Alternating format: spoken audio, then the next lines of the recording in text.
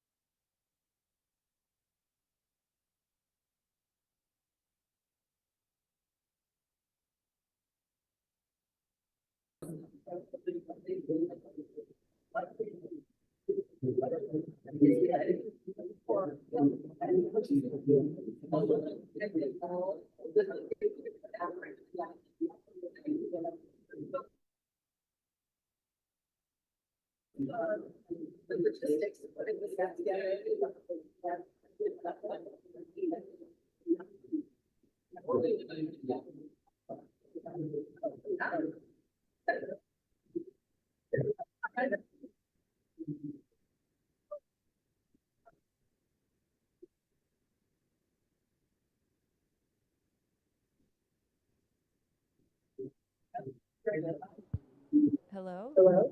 Okay, this is a test to hear if our Zoom colleagues can hear us. Let us know. Hi, can you hear me?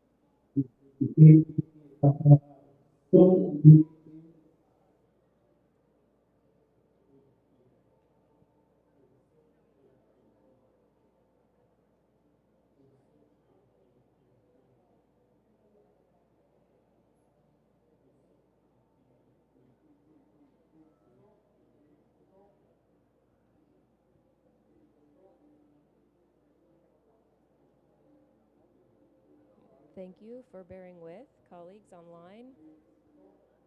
We think you can hear us, but we can't hear you on the audio system yet.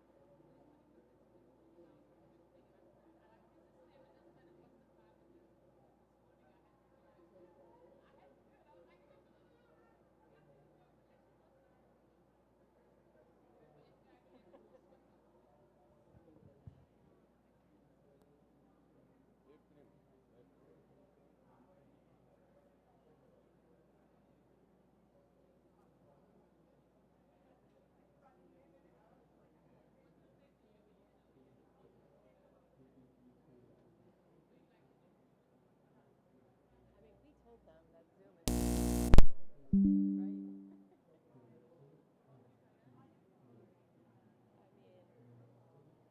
I want them to use this, but I don't want them to spend this much time.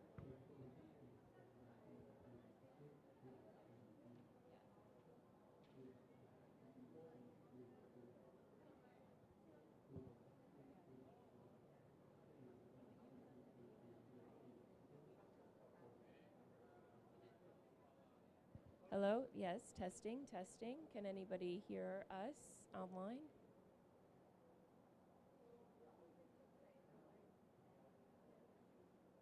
Please say something. One of our colleagues online just. We do apologize for all of these technical issues. We did note that we did not think Zoom would be possible, but we're trying to make it work.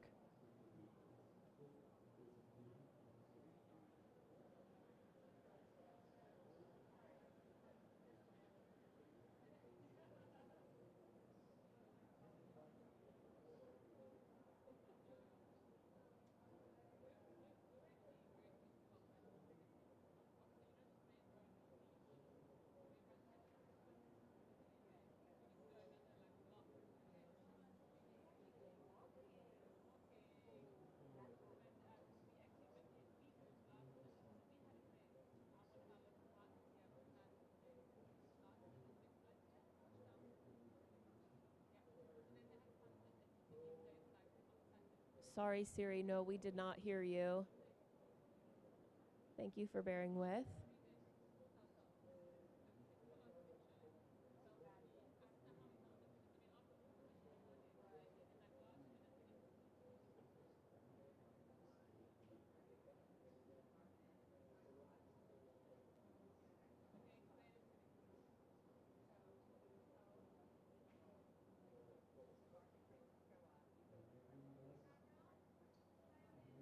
Okay, you hear us on YouTube. That's great. Maybe Siri, could you try one more time, just saying test, test?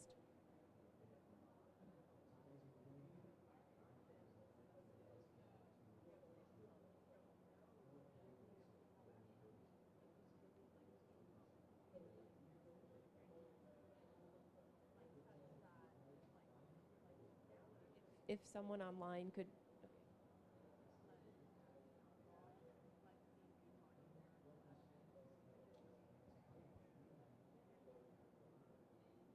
Yes, I thank you, Siri. We did not hear you on the speaker yet.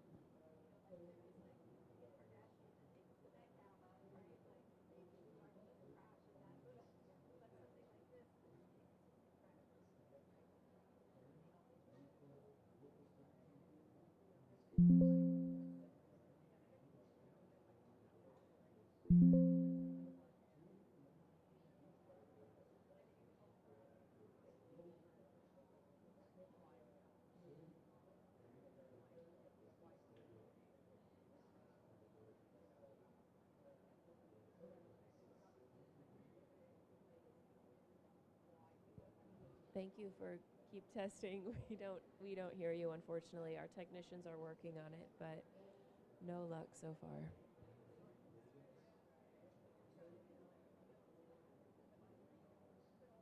Colleagues, I do appreciate your patience.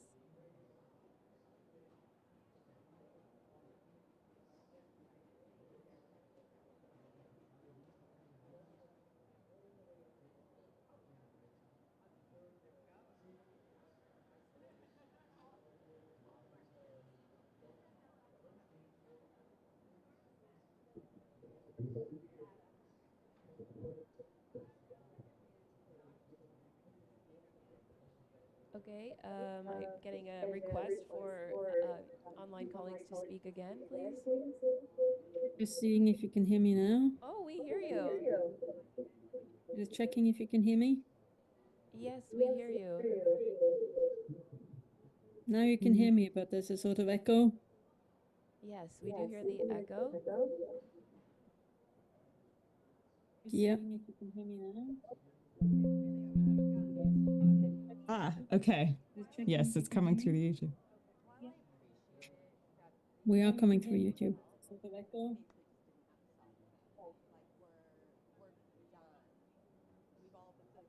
Yeah. Okay. Yes, it's coming through the YouTube. We are coming through YouTube. And nor have we. So how are we going to change what's happening here into something that at least lets them say what they had hoped to say? I think that we're ready. But we have an echo. Then we should.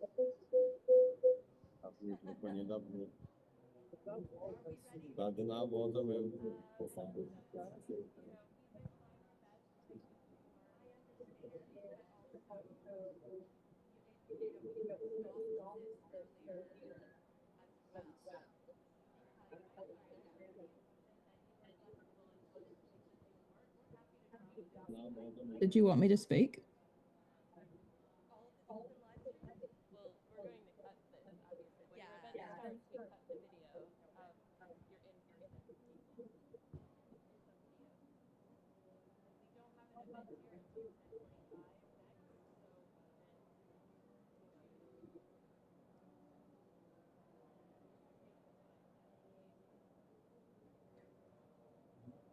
next, Elizabeth, can you hear us now when we speak? I can hear you. We have an echo here, though. Are we comfortable with this echo?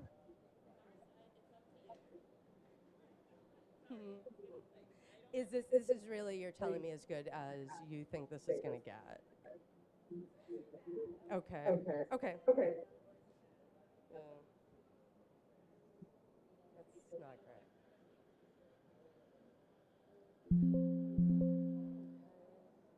Just go for it. However you feel is the best way to go.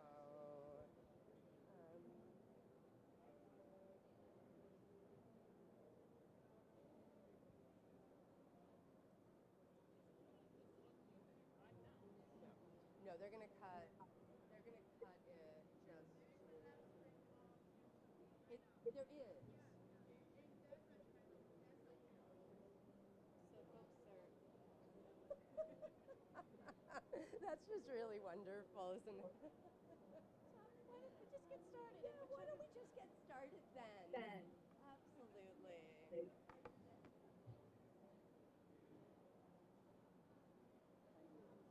is awful. We got this. We got this. So we're starting our event. How about slides? So are the slides actually available?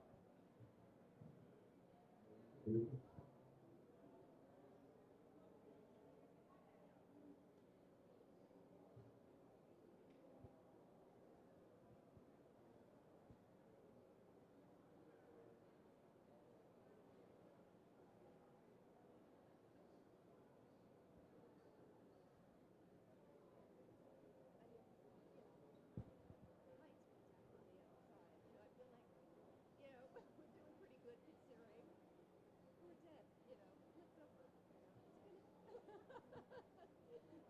It's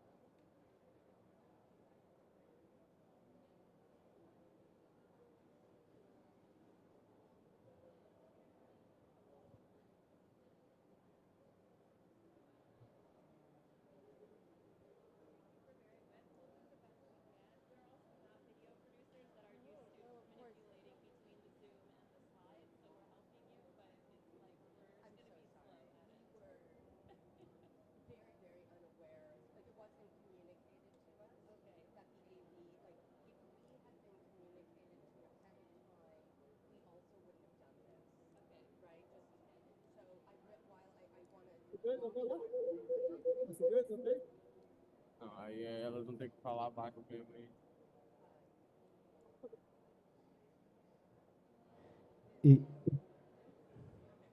Som, som,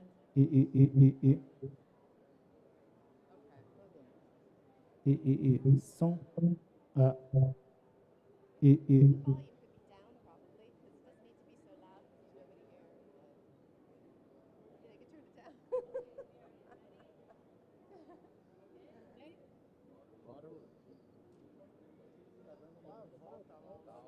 here. But they could turn it down. Porque assim, ele tá saindo daqui pra cá. Aí de lá do computador dela tá voltando pra mesa e tá voltando pra trás. Entendeu? What is the problem?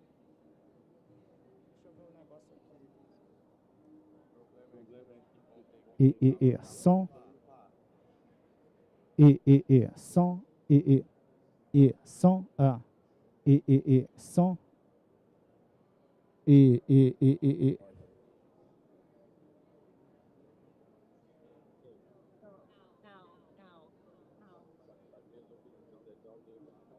Tá liberado. som, som, som,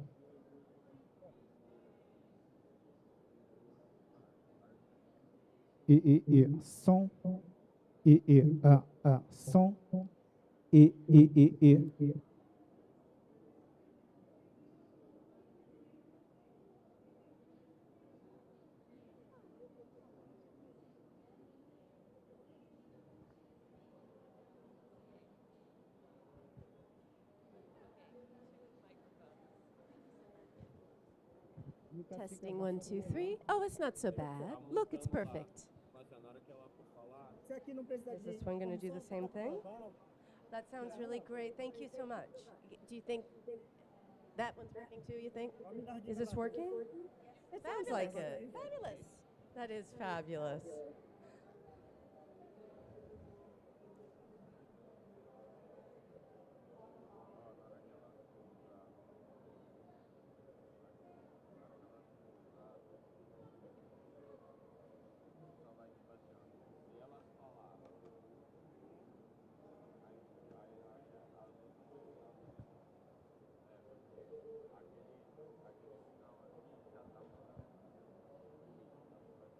I was trying to find a brush, and I'm like,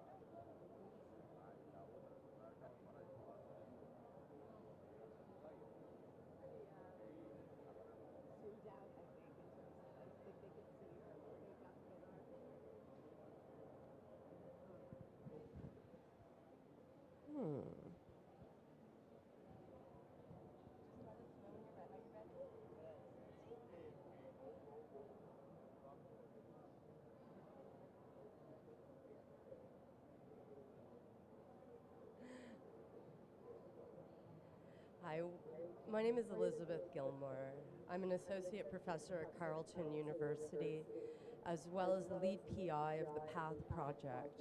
The PATH project focuses on equitable adaptation pathways for climate mobilities. In this session today, I'm going to talk about our project, as well as invite three other individuals to talk to many of the themes that the PATH project holds very dear. In the PATH project, our aim is to ensure that the voices of those who are most often left out of the conversations that affect them the most are brought into them and especially facilitated in elevating the knowledge that they have into policy spaces.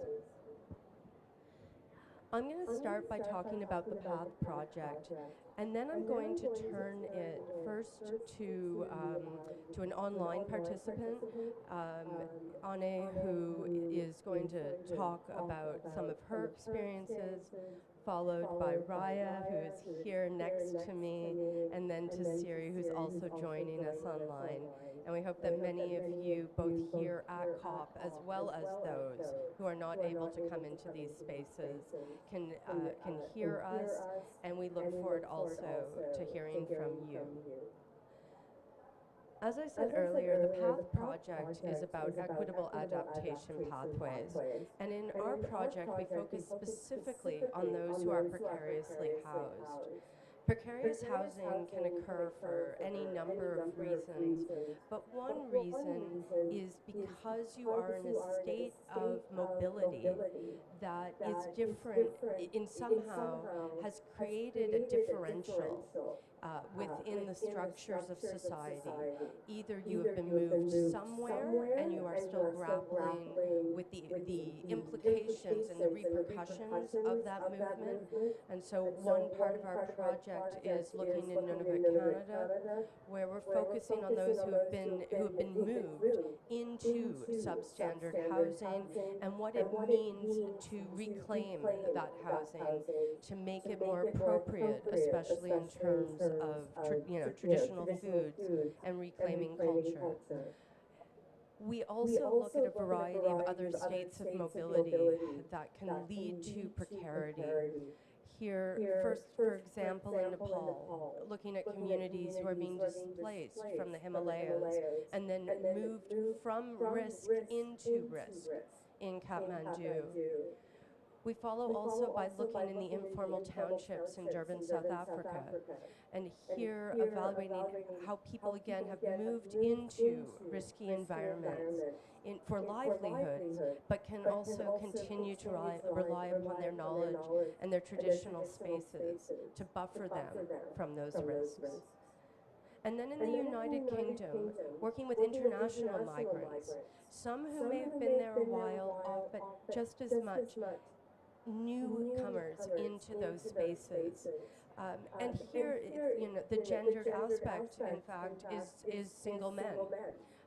who can find themselves excluded from spaces and hence unable to secure housing even with documentation. Across all these sites and all these differences, we also aim to improve the methods and the policies and the research culture through which we elevate, through which we partner with and then elevate these voices.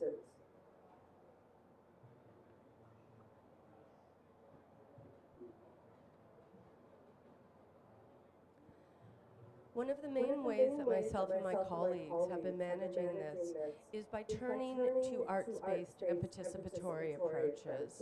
And so we have a large team, in part because we're covering these different locations across the world to try to draw out commonalities. But also, we want to ensure that the approaches that we're using are also resetting some of the epistemic injustice that can be caused by the research techniques themselves. So if we go to the next slide. So this is actually an example of some of the ways in which policy has tried to bring in voices. And you can see that, largely what we, in these spaces, we often talk a lot about indicators. And so there are indicators that relate to adaptation and climate mobility, but largely they're focusing just on observable states. Is it internal migration? Is it international migration? But they're really not capturing the priorities of those who are on the move. And so while some of this relates to divergences in understanding, it can just as much relate to how the knowledge is generated and whose voices are heard. And I think this is where the PATH project and myself and my colleagues are really trying to push in terms of how we can bring the knowledge and the priorities of those who are on the move into these indicator spaces. And so as I said, we've been really focusing even, I sort of like to say, on more than voice. And so you see here some documentation from some of the workshops that we've been partnering with. For example, using dance, using theater, using Play-Doh, and all sorts of other techniques, so that it's not even just what you can say, it is also all the ways in which communication can be brought out, ensuring that, again, we're not just hearing what we want to hear, but rather trying to create spaces where we are also, as researchers in those spaces, learning together about these priorities. It may then seem that perhaps part of our challenge is then, what does it mean to bring these voices then back here? In what ways can we do that without losing the context? And also, in what ways can we do that while continuing to ensure that ownership over these knowledges continues to rest with the communities, and that they are continuously the ones who decide how this is used or not used. And I think this really sets up a little bit of a challenge then when we think about a space like this, where we believe in some ways we all know what indicators mean, and yet we may still be falling very, very short of exactly some of the goals that we have, which is, and I think really espoused by the SDGs, and that's why we were so happy to be at the SDG Pavilion, really that this is for all. So I'm going to end there. Those are my reflections, and I now want to turn it to the other voices that we have. And Anya, I think we're going to ask you to turn on your mic and to come in here and share your reflections on these types of themes. Thank you, Elizabeth. I hope that the audio is working. So, tēnā koutou, greetings everyone. My name is Anya, calling in from Aotearoa, New Zealand, and very grateful to have the platform and for making this type of remote participation possible. I'm a disabled person and have been involved in one way or another in and interested in the nexus of climate justice and disability for about a decade now. Um, but I just wanted to share, I guess, a few reflections on this particular theme around mobility from, I guess, a disability perspective, just from some of my observations throughout journalism and research and relationships with friends. So I think one of the interesting things is that there's a lot of different scales of mobility, being able to move or not being able to move. If we start with not being able to move, like I think of Angela Frederick's book, which is coming out at the moment, which I've had the chance to read, called Disabled Power. She is a blind sociologist and talked a lot about Winter Storm Uri, wrote a book about that and disabled people's experiences, for example. And, you know, you have a lot of people hunkering down in bed, but also in an embodied way in a lot of pain or like literally unable to move with the extreme cold and no power, for instance. And then on like the other, if we go right to the other end of the scale, you have things like Amnesty International just put out a good report working with Pacific communities, talking about multiple aspects of the need to be able to migrate with dignity or stay with dignity for people in the Pacific Islands facing the sort of hideous degree of climate impacts. But one of those is related to the immigration discrimination we have in Aotearoa, New Zealand, where I live, and in Australia, where disabled people are explicitly considered cost burdens in our immigration policy. So that's leading to situations in the Pacific where families are migrating, but they're forced to leave their disabled family member behind. So that real amplification of the ways that disabled people are being placed at social risk in vulnerable situations due to state-sanctioned migration policies. Another kind of scale of this that just if we kind of go back down to, I guess, the within the country that I was thinking about is my good friend Juliana Carvalho, who is Brazilian but lives here in New Zealand most of the time, was visiting Brazil in the recent floods last year and got stuck in that. And I remember her talking about that the way she was able to, as a wheelchair user who was, you know, reliant on medications and catheters and other supplies that were not going to be available where she was to throw money at the problem and get a Jeep to be able to drive her out of the state. So several hours because the airport was closed, right? So that ended up being a form of mobility that took her to somewhere that she felt safe and able then to give back. That was important to her to be able to help out in her own right. And another example I can think of at, again, a more localized level than that still is I've been working on, still not out, but a project with other co-researchers, Sarah Bell and Raven Cretney, based in a suburb of a New Zealand city called Dunedin. The suburb is South Dunedin. So it's very low-lying flat land there, right? So disabled people in theory can move around more easily. Also, it floods more easily.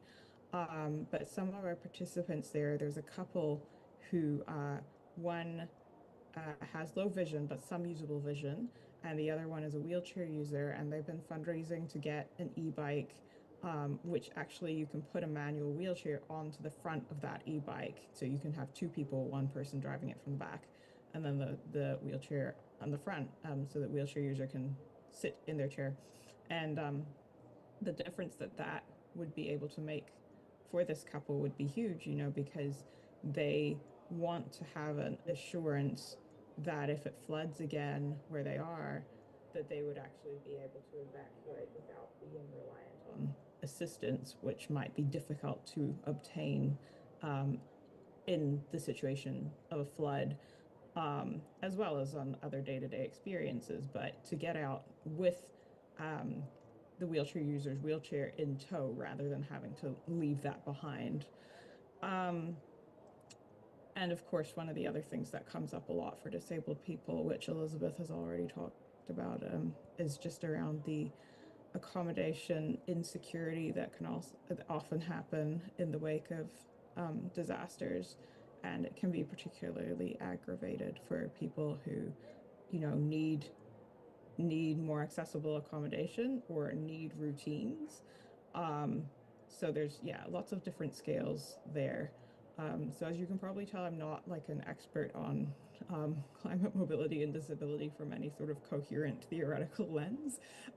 But I hope that those examples start to kind of paint a picture, because I guess one of the themes that I observe is that a lot of things are mediated by the ability to have either social policy responses that enable mobility or money.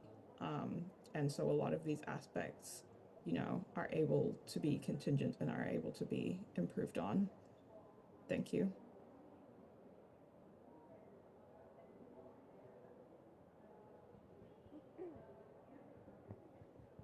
Thank you, and thank you for those reflections.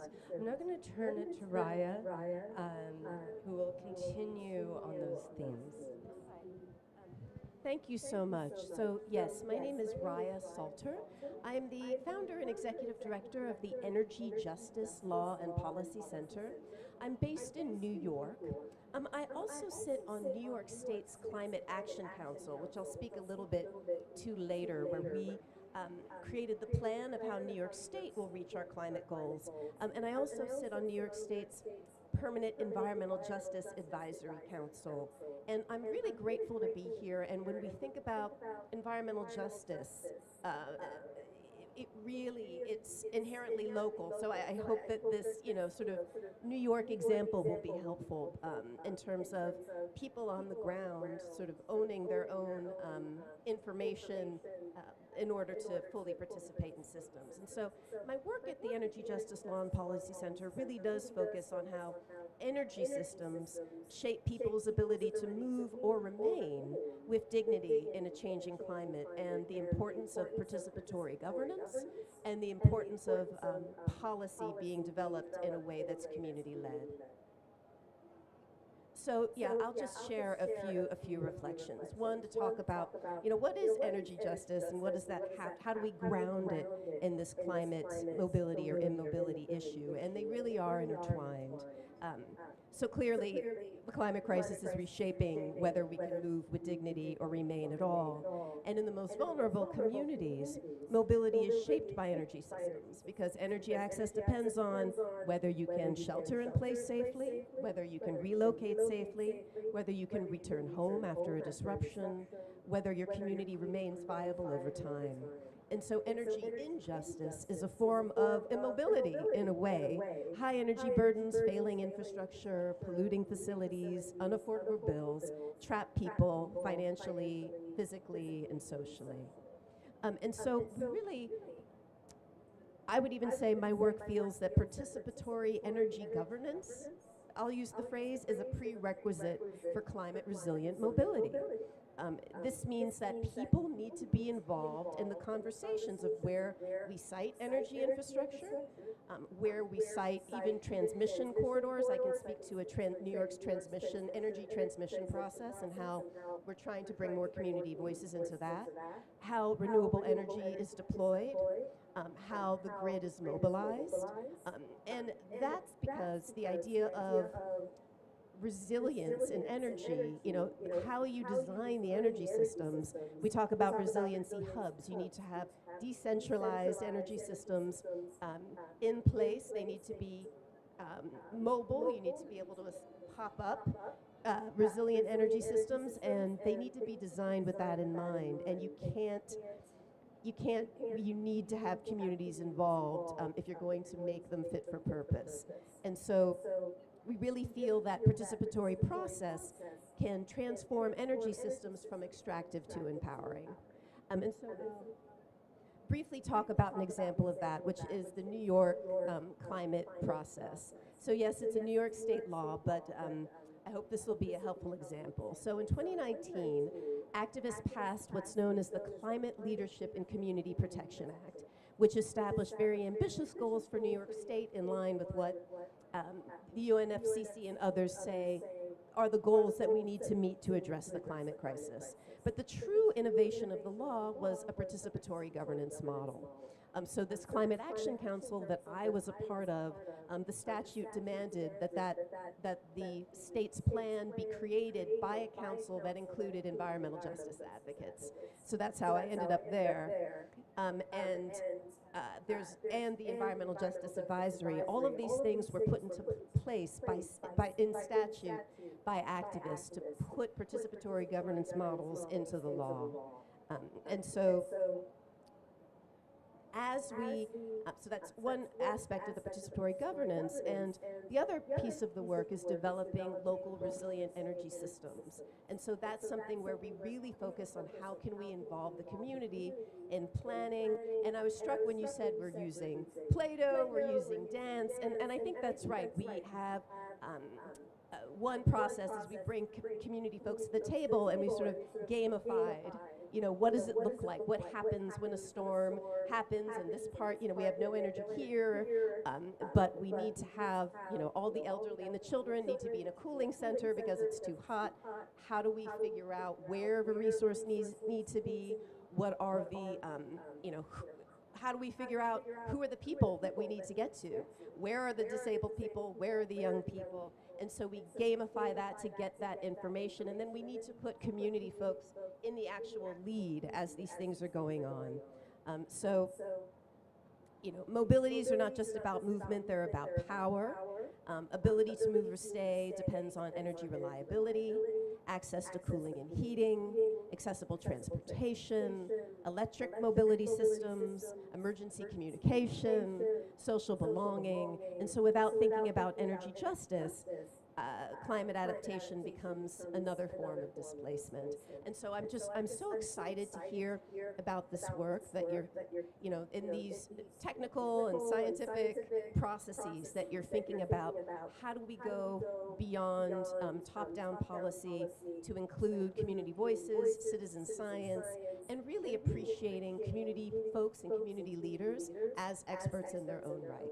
So I'll stop there and turn it back to you. Thank you so much.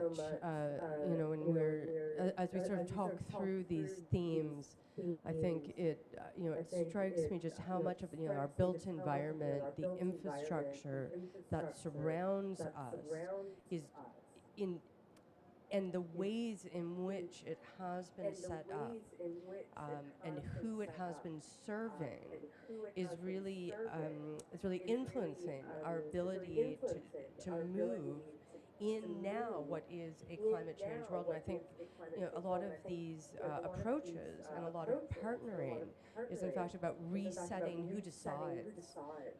And I think we have a lot of examples of too many examples of that continuing reproduction of these risks.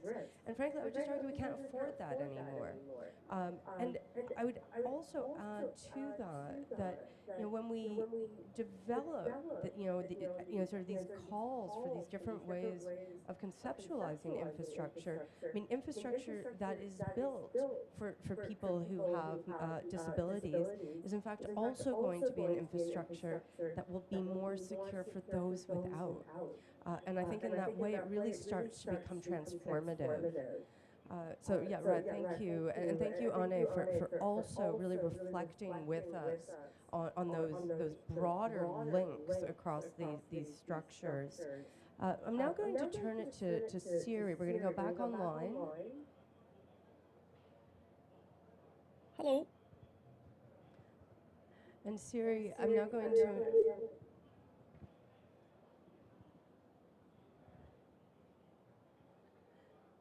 Siri. Hi. Okay, Okay, Siri, we hear you. You can go. Okay, thank you everyone. And Elizabeth, I hope if you can hear me, you can do a little bit of a nodding. Okay, great.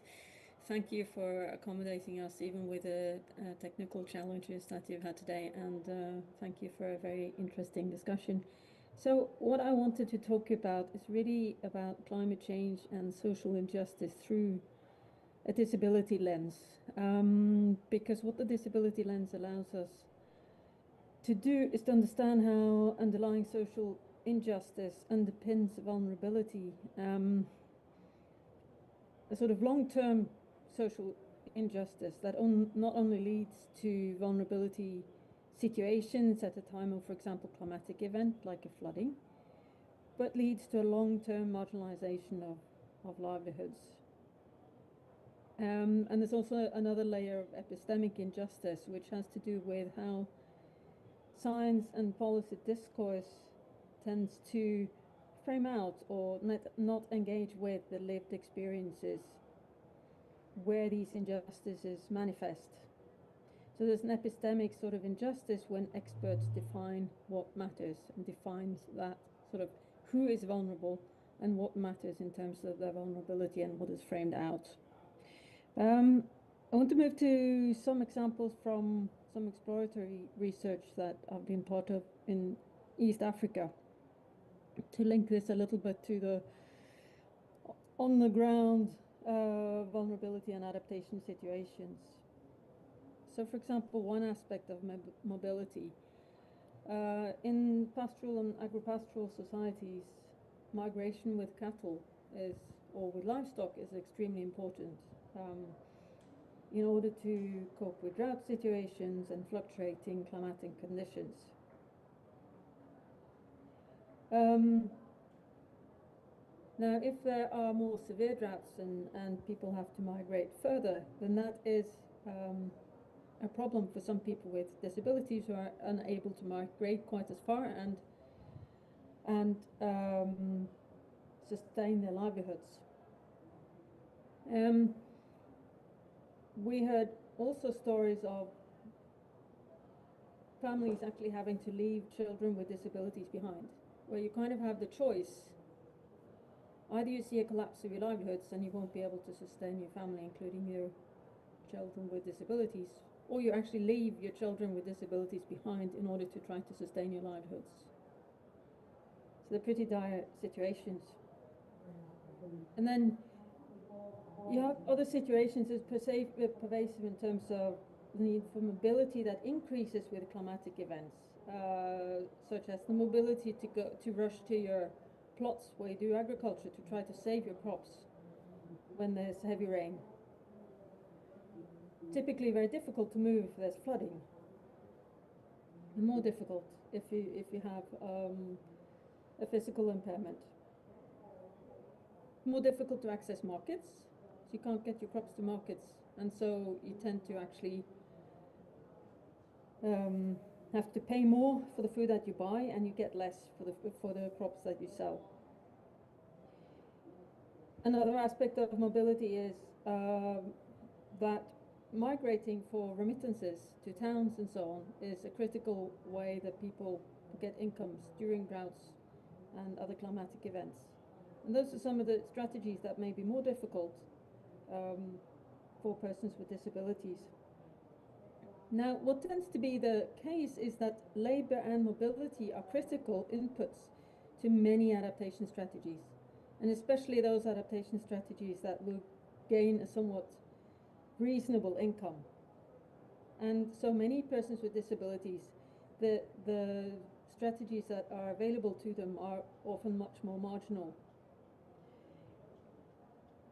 Another interesting thing, well, I shouldn't say interesting, it's heartbreaking in a way, but if we look at adaptation support or projects for development for adaptation support, it's implicitly often aimed at making people self-sufficient, like to be able to help themselves. So kind of helping people raise themselves, but there's a high threshold and often again It means you need to invest the sort of labor or economic means that people may not have.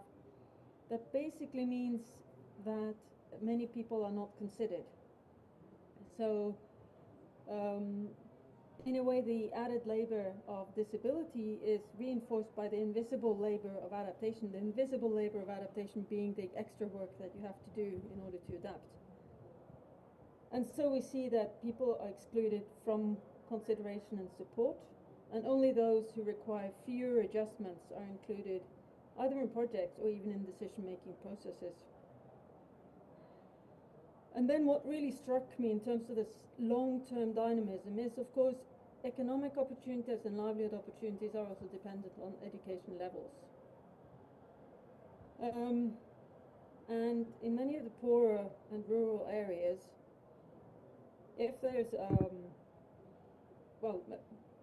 some children with disabilities, or most children with disabilities have no assistive devices whatsoever, which means to get to school, you have to crawl on the ground. If there's a heat wave, they may be crawling on hot ground and actually injuring themselves. If there's rainfall, it may be slippery, and flooding means it's dangerous to try to get to school. And so you see a lot of children actually dropping out of school. Of course, this is reinforced with the fact that it's very far to go. Often schools won't admit children with disabilities, or they have to travel, or they would have had to travel very far to get to the schools that would have any accommodations, and the travel in itself is prohibitive. So what we see is this long-term marginalization by not having access to education, and then not having access to many of the better paid jobs. Now, the long-term injustice, of course, is also in the fact that in the Norwegian context, it would be unthinkable that a disabled child doesn't have a minimum of assistive devices, like crutches. They basically throw away implements, whereas in other contexts, it's only sort of the better part of society that would actually even have crutches. You might just have a wooden stick. That makes a big difference if you're trying to negotiate flooded areas or slippery areas, let alone wheelchairs. So, to conclude, and returning to the epistemic aspects of social justice, lived experience knowledge is important for countering epistemic injustice. So it's important for countering this tendency of thinking of adaptation as making individuals resilient enough as the temperature rises. So it's a sort of a policy discourse that we often have about fixing the vulnerable and making them resilient enough as the climate changes, rather than addressing the social injustice, the marginalization processes, along with the fossil fuel driven consumption among privileged few that's actually driving climate change. So the processes that put people in vulnerable situations tend actually to be sidelined somewhat when we talk about adaptation and adaptation efforts that somehow slip into how can we fix the vulnerable. So rather than seeing vulnerability as an abnormality to be fixed, there's a need to take the lived experience knowledges as an entry point to understanding social justice and how it permeates climate change. Thank you. Thank you, Siri, and thank you for bringing those perspectives. And I think really the work that you do and those perspectives, both I think rooted in the global South and also in the global North. And thank you. I'm now going to turn it to my colleague Debbie. And Debbie, I'm going to ask you, as you're speaking, to also help us maybe thread some of the themes that you've heard across these topics, across different methods for participatory engagement, as well as your experiences both in Global South and Global North contexts, and bridging as well. So with that, thank you. Okay. Well, thank you very much, Elizabeth, and good morning, good day to everybody. I think this is a very important and necessary topic because mobility in general, I think, is underrepresented when we talk about climate change. So it's really good to see this topic emerging. So I think I'm just going to say that when we talk about climate justice and inclusion, we need to have an intersectional lens. We hear a lot, for example, of the need to include women and youth and indigenous peoples. And this is not to say that that is not important, but we need to think of the intersectionality that women and youth or indigenous, for example, are not just independent groups or homogeneous groups either. So when we're designing strategies that address inclusion, intersectionality has to be at the center, because otherwise we risk excluding subgroups within these. So having said that, I think that discrimination, of course, and stigma also plays an important, sadly, an important role in that we tend to have an image of what normal is. In the case, for example, of either visible or invisible disabilities, is what a normal body looks like, and then we tend to shape solutions around that. And normal, I guess, would focus more on the majority, for example. So even myself working in the climate adaptation sphere, and I think these are some of the discussions I've had with Siri, is how this normal is highlighted and how adaptation options tend to favor ableism. Because if we look, for example, at different adaptation options, such as early warning systems, we assume that everybody can listen to the siren and get yourself to a shelter, which is, I think, what these different challenges to move to shelter, to go to safer spaces, is what we've been hearing. Of course, the other side of the argument that you also hear is that, well, it costs more, and you want to have the greatest number of beneficiaries for the budget that you spend. I mean, this is a very common counter argument, especially when you have specific indicators.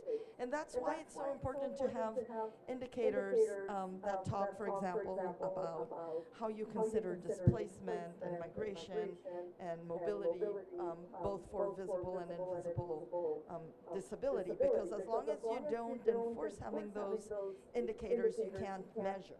And then you think, oh, I'm helping so many people, and you might not be helping the most vulnerable or the most marginalized, and therefore risk marginalizing even more the marginalized populations, which is something that also came out in some session earlier in the week about this difference between the words vulnerable and marginalized, both how it's used in practice and in the negotiations. And I think there is this big difference of who has power to do what and who is empowered. Right? So I think a little, and this goes back to the participatory processes, that disability or mobility is not included if you don't invite that segment of people, because you just don't think of it or don't focus on it. So participatory processes and the lived experiences that Anya and Siri talked about, or that Raya has been leading, even including through arts, should include everybody. Even, yes, maybe you need to find the venue that's wheelchair accessible, or that you can have a closed caption or something. Yes, you need to, or sign language, for example.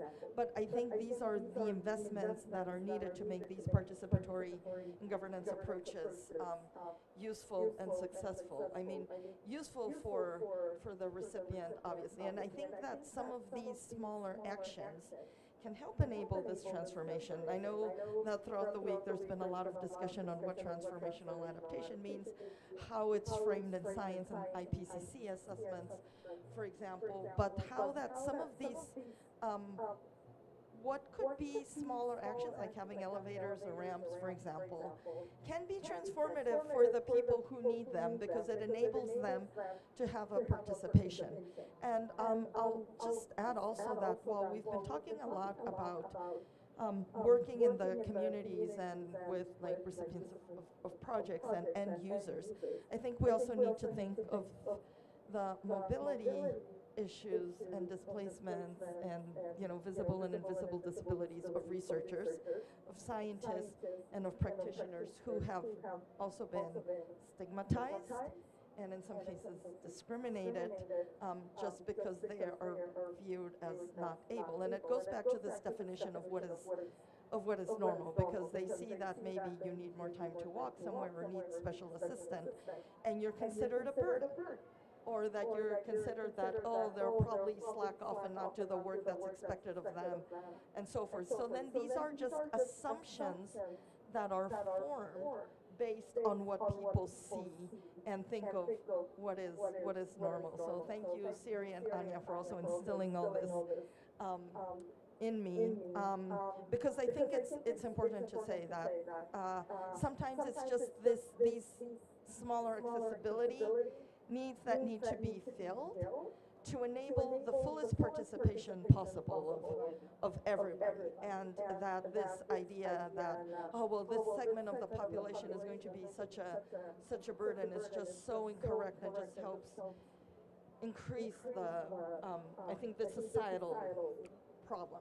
And this is I mean, this last part that I mentioned is just not only about climate change, it's about how society works in general. So when we talk about, I mean, injustice, it's social injustice, but that also filters into the climate arena. So like when we think of the leaving no one behind or adaptation for all or resilience for all, I think these are important groups that we also need to think of in the for all. And I think that the SDG Pavilion is like the ideal place to discuss this, because you're really focusing on the leave no one behind. So thank you again for the opportunity to speak to these topics. Thank you.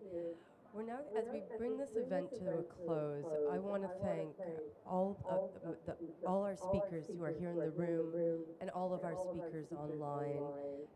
I'd like to thank you for sharing your work. I'd like to thank you for sharing your experiences. And I'd also like to recognize your efforts and all the voices that you're carrying with you as you're saying these words. I really think that it's really fundamental. We talk a lot about hearing all voices, but I think we spend much less time thinking about how we hear those voices.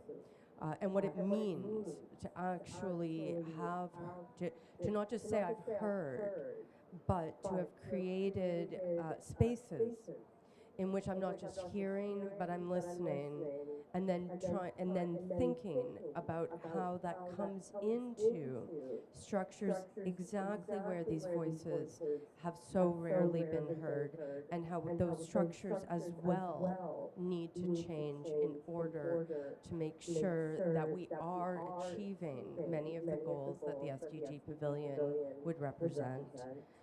And so I would also like to join Debbie in thanking the SDG Pavilion for this space at a COP so that we can come together and speak to this. And a special thanks to all those who make these things happen, the audio as well as the organizers. Thank you again.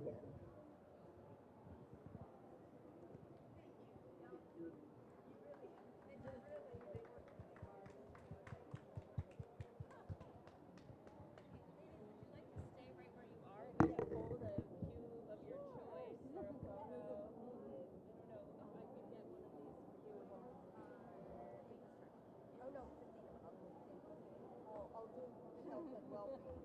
Okay, perfect. Of course, you have to take energy.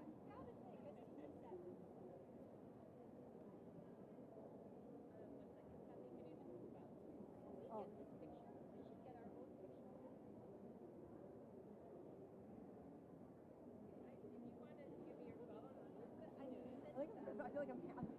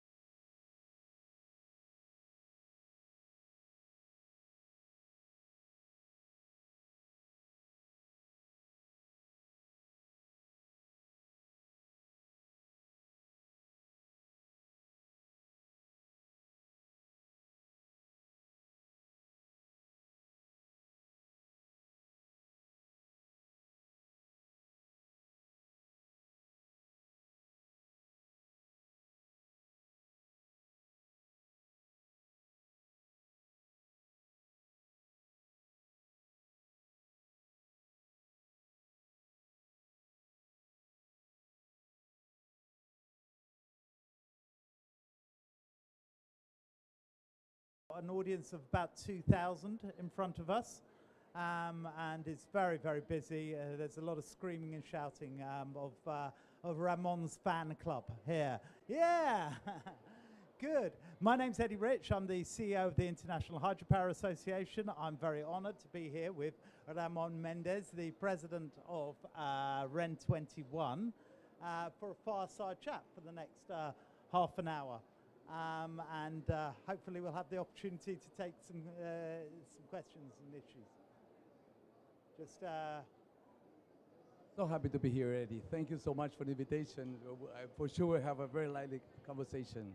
Well, excellent. Well, let's kick off by telling me a little bit about how you arrived in the international sphere of renewables, and particularly want to hear about your time as Secretary of Energy in Uruguayan government. I think this was the beginning in my international space, because I had been for 8 consecutive years as Secretary of Energy in my country, Uruguay. And as you know, we have succeeded to dramatically change the energy mix in the country. Nowadays, we have 99.1% of renewables in the mix, in the grid. And this is mainly because we have a lot of hydro, but not that much hydro. We don't need to be the champions of the hydro in order to do a transition as we did. In fact, almost 45 to 50% of our electricity is hydro, but the other 50% are variable renewable sources. But the role of hydro is absolutely crucial on that. And not only we succeeded to have this 99%, we succeeded to show that this is the lowest possible cost, because we decreased by a factor of 2 the cost of producing electricity in the country within this new mix.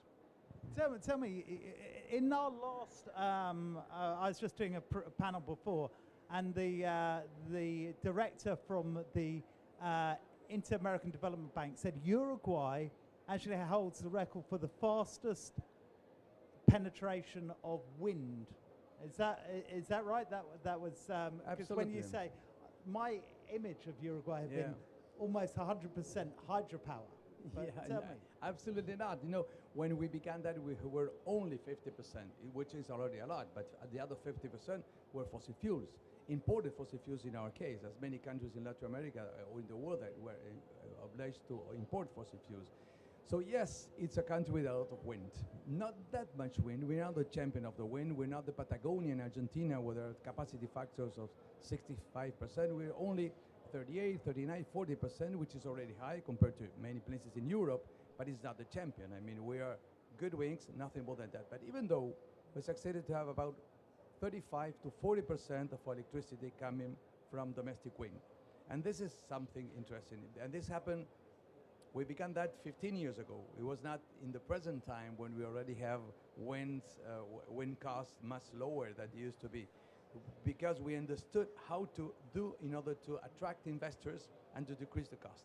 And as I can tell you, as you of course you know, everything has to do with a risk perception by the investors and how to decrease the capital cost, which is the most important point in all kind of renewable investment. This is an incredible story. I mean, you walk around here at COP and you go past all these country pavilions. They all are talking about the transition, and here's Uruguay's actually done it. Can you talk us through what it means in terms of jobs, in terms of resilience, in terms of security? This is the most important, because people used to think, and even still repeating today, that renewable-based systems are less resilient. And it's exactly the opposite, and we prove it. We have been running the system for the last 10 years, with not a single blackout or any kind of problem. Because did you have blackouts before? Yeah, we did have blackouts before. We have a shortage of electricity. We have a very rapidly growing economy. Poverty was decreasing, so it was really a nightmare. But now this is over forever, because I mean, not only we have sufficient electricity for our own, but we are exporting electricity surpluses to our big neighbors, Argentina and Brazil. Only having about up to $400, $500 million incomes every year, and this is about 1% of the GDP. So imagine, for any country, 1% of the GDP just coming from energy exports. So we have surpluses. This is what can happen when we use your own resources as wind, sun, water, biomass waste that we also use. But this is not only the point, because the most interesting point is our energy cost is completely stabilized, because we don't depend on wars or any kinds of geopolitical events. We do not depend on those crazy fluctuation of energy commodity prices. It's just fixed costs because we just have to pay back the investment. So this is perhaps the most important issue. So total stability of prices at half the level they were with when you were 50% fossils. Yeah, yeah. Of course, what most countries struggle with, as well as the economic transition and the just transition, is the political transition. Yeah, it's a political transition. Nowadays, and even much more clear than it used to be when we began with all of this, technology is ready.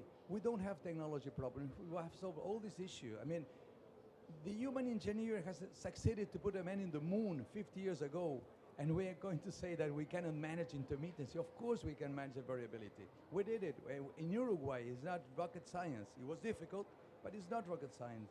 So, yes, we have resilience. Yes, we have stability. We have decreased costs. We went from the production costs went from about $10 cents per kilowatt hour to $5 cents per kilowatt hour. This is the production cost, not the bills. But so the decrease by a factor of 2 was really impressive. Stability and 50,000 new jobs. You ask about jobs. The spillover in the whole economy were about 4% of the GDP. This was the total 4% the spillover. Okay, 50,000 new jobs in a country with only 3 million inhabitants. It's 3% of the total labor force of the country. So imagine the impact on an economy when you are created with just a single part of your economy, 3% of the total labor force. This was really having a very, very strong impact on the whole economy for many years, and proving that, well, that the renewable-based economy is ready to deliver. It's mature, both from the technology point of view and from the economic point of view. But you need political decision, as you said. Look, everybody loves a success story. Congratulations to you. But, of course, if we walk around here, well, people will say, yeah, Ramon, well done. That's Uruguay. Yeah. Uruguay is small it's country. It's a small country, hydro. Yes, they're interconnected. Yes. And they'll say all of that. Okay. But they'll say, you don't understand. In my country, fossil fuels and other established industries, they're very difficult to change. Yeah. There's a lot of, there's much more turmoil. So let's try and work on a little bit on some lessons for other countries. Absolutely. That's what you're doing now. Tell us a little bit about what you're doing now. What I'm doing now, I'm doing two things. Which are, in fact, they are the same things, but with two different hats. On the one side, we have created a foundation, a non-profit organization, which is funded by international, by Ivy, yeah. Which our role is try to share the lessons learned from our experience to other countries in the global south. This is the first point.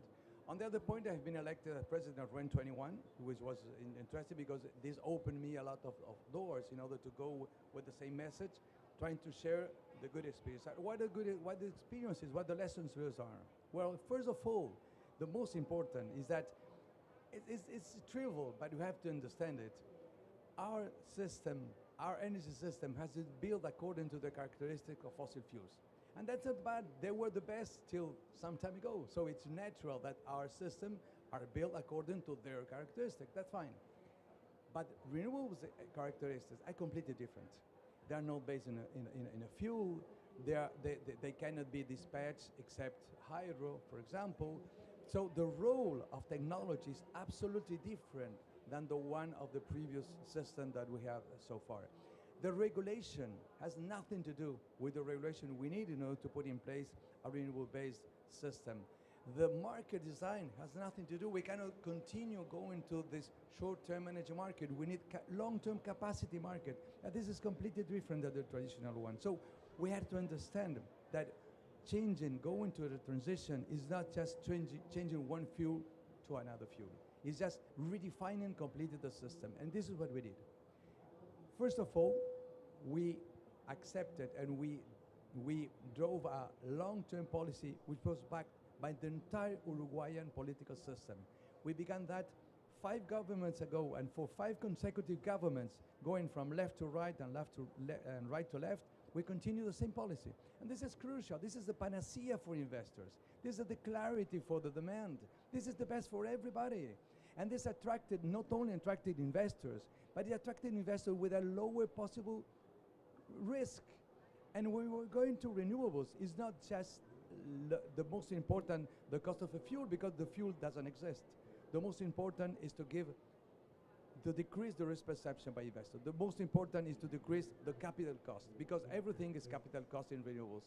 And if we don't reduce and we don't create the appropriate condition and we don't renew the risk perception, there won't be transition. I totally agree, and I love the story you're telling. But again, I come back. You say you jump from left-leaning government to right-leaning government to left-leaning government and back again. I mean, that's the story across Latin America. It's getting more and more extreme. It's a story across most of the world right now. Absolutely. And what happens is that there becomes a political dialogue in which the renewables itself has become part of the ideology. Yeah, yeah. So how can we defeat that? It's how very can we simple, because we all understood that for our constituencies, either they vote left or right or whatever they vote, for our constituency, transition was the best for our interest. Not just because of stopping climate change, because who doesn't want to decrease costs, to decrease the bills, to stabilize the bills, to be much more independent. Ramon, can I ask you, did the bills come down immediately? Well, this is a very interesting question. No.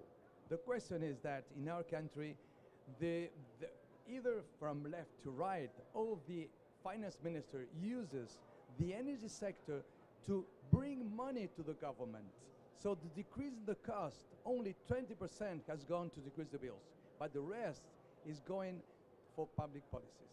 So the government is, the energy sector is so successful that the utility is taking a kind of ATM for the government to take money for the public policies. So in fact, yes, there was a decrease in the cost. That's because they're state-owned utilities. Yeah, absolutely. And many countries, they're not state-owned.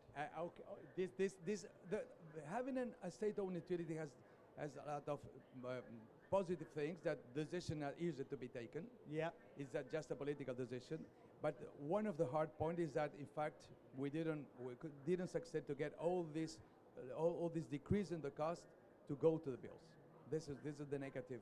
This is the negative part. I used to say this was the worst day for the 8 years I've been there. The worst day was when my partner, the Minister of Finance, said, "Okay, good done, Ramon, but I'm taking part of what I'm taking part of what you got." I'm sure. Good job, well done. Thank you. But originally, yeah. I presume it was he in the Ministry of Finance. He had to pay out. Exactly. Because before that, there was a terrible overcost, and in dry years, we are suffering from El Niño phenomenon. In dry years, when hydro couldn't deliver us as much as in regular years, overcosts were very high, and we were obliged to import electricity at very high prices to our two neighbors, Argentina and Brazil. Now it's the opposite. Now, one of the interesting points is that we're using hydro in a completely different way than the traditional one. Hydro is not a base load. Base load in Uruguay is wind and solar. So the total installed capacity of wind plus solar equals the peak demand. So when there is enough wind and enough sun, 100% of electricity is at wind and sun, nothing more than that. Wind is resting. We don't use water is resting. We don't use water from the dams anytime. We use it in order to filter the variability of wind and solar. It's a completely different role. The most important role in my country of hydro, which is crucial, otherwise we couldn't have gone to 99% renewables. We did it because we're using hydro as a huge battery for the system. Huge, tremendous battery. And in fact, we don't have a single real battery in the system. Nothing more than hydro. Really? Nothing more than hydro. And with that, no pumping. We don't need to pump. We just use the water in a completely different way. The water is used by the system operator in order to cope with the variability, follow the variability of wind and solar. Planning is crucial for that. That is a really powerful story about the changing role of hydropower. It used to be, as you say, the generation base load. It has transformed into being this backup for wind and solar, the support for wind and solar, the providing the ancillary services and stability to the grid. And as you say, you can store energy in the water so that when the wind isn't blowing and the sun isn't shining, you use the water. That's a terrific story.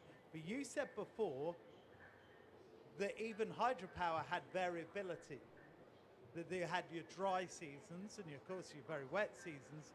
So has now having more wind and solar, how has that affected the question of the climate resilience or the water resilience? This is the most important question, Eddie, because people used to say, oh, we are already dependent on rains, and now we are dependent on wind and solar. We are crazy. We are becoming more and more dependent on the nature. And even if it seems to be very strange, in fact, we have tremendously decreased the presence of nature, if you will, the variability in climate variability. Why? Because we are using the water in a completely different way. We don't use in water as base load. We just have to keep a certain amount of water just to have water to filter the variability of wind and sun. So we are retaining much more water in the dams, which are used in a completely different way. The role of hydropower is completely different. So nowadays, this tremendous climate variability that we used to have from El Niño phenomena has decreased by a factor of 6, 7. It almost disappeared because now we don't have to use water all the time. The role is just to keep water in the reservoir in order to have always a certain amount of water to filter the variability of wind and solar. The the core of the system now is hydro. The core, even if we have many times 100% of the electricity just wind and solar, in fact the core of the system is hydro. The hydro makes everything works. Without hydro, it would be impossible to have what you are having right now. So, when people talk about water storage, they quite often have this sort of hierarchy of needs, and they would say, yeah, well, first of all, it's needed for agriculture, then it's needed for consumer for drinking water, then it's needed for industry. If you're lucky, energy is number 4. Uruguay has a growing population, certainly has a growing industry. Is there other pressures on water demand? Yes, there are pressure on water demand, but in fact, we define our energy policy hand with hand with the water policy. And in fact, of course, we are using water downstream after it has been turbined, going to the turbines. And so, I mean, we had to make a deal within all the user of water, and we succeeded. I mean, this was very important on and perhaps the most important clue was always to take water from the rivers after passing through to the hydro turbines. And but this was a big discussion, but we succeeded. We succeeded to do it. You were Secretary for Energy. How was the government structured in terms of water? That was part of your portfolio? No, absolutely not. Absolutely not. Very rarely would be energy and water together. No, absolutely not. I have to discuss very deeply with the water sector. I'll be the responsible for the water agency, and with the agriculture agency, with the cities agency. So everything has to do with the use of water. There were very interesting discussion, but we understood that at the end of the day, a clever use of water for the energy sector has very positive consequences to the whole economy of the country. Yeah. So in fact, we are not priority, but we are almost a priority, because in this big discussion within the whole crossing policies in the country, we understood that the role of water for energy was crucial. Prioritizing that was crucial for the whole economy, the whole development of the country at the end of the day. Yeah. I mean, there are very few governments that are as joined up as that have this sort of coherence across the water policy and across the energy policy. And that has been a struggle. I know. Because people, they have their energy policy, they have their water policy, they have their agriculture policy. Yeah. How did Uruguay get it right? Well, we always have to have, in the majority, we have in fact two big rivers when you have the big hydropower plants. And these two big rivers, yes, we have a minimum amount of water which need to be used at every moment in order to have for cities which are downstream the dam. But there was once again there was a common decision of what are the different priorities and what the impact of the use of water had to the whole economy. First of all, people, of course, drinking water. But then for the rest, there was a decision of was best the best optimization of the use of water in order for the development of the country. Yeah. I mean, I am so impressed with how Uruguay managed it.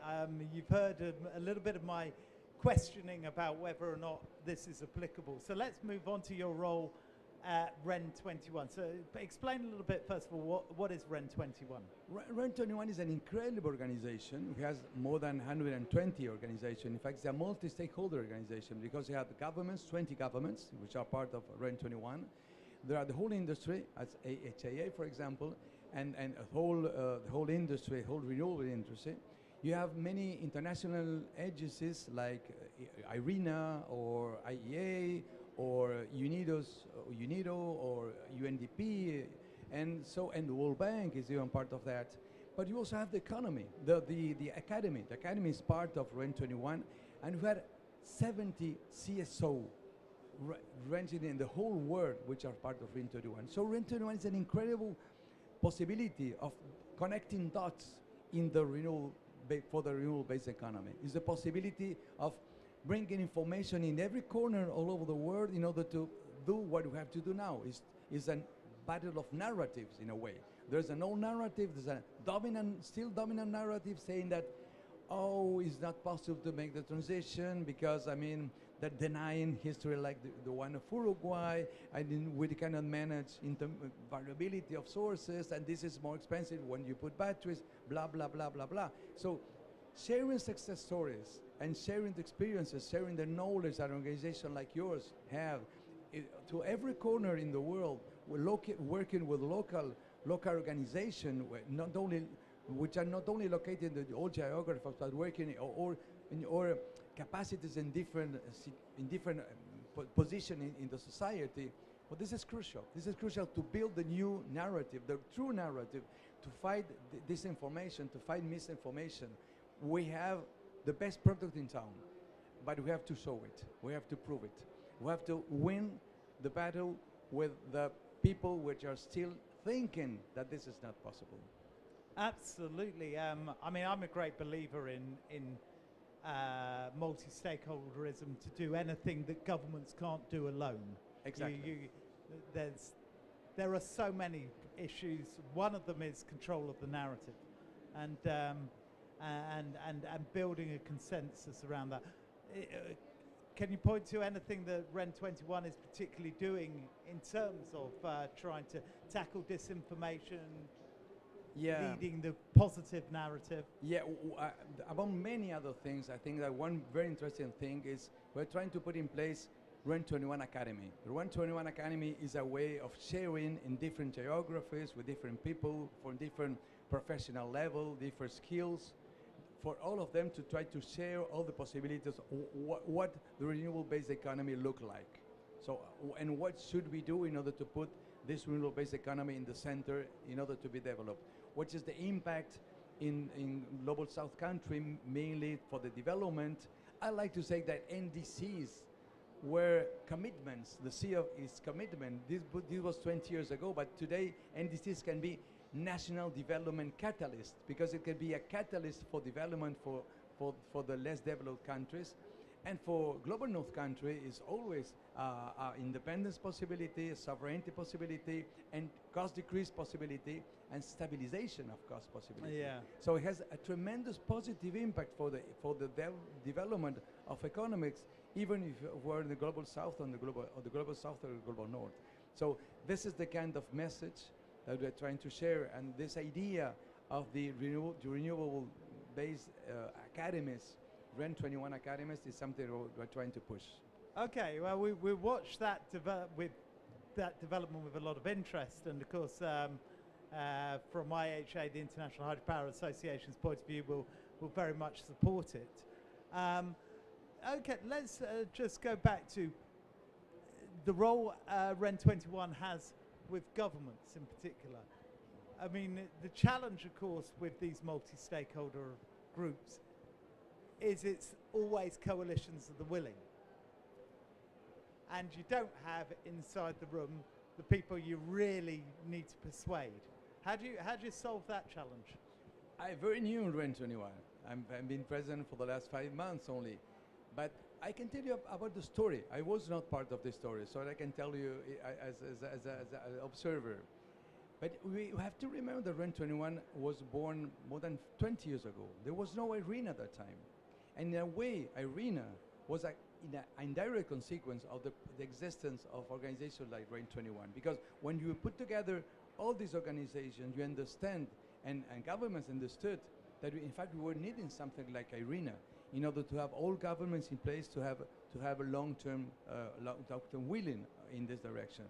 Now we are in different moments. Now we have to have all on board, not just government, it's private sector, it's academy, it's civil society. And the new role of REN 21 is to work with the most, the governments which are more committed to transition in order to help deliver this overall movement. I mean, you're absolutely right. You have IRENA with the governments. You have the Global Renewables Alliance with the associations, and you have REN 21, which covers the whole sphere and brings all of them together.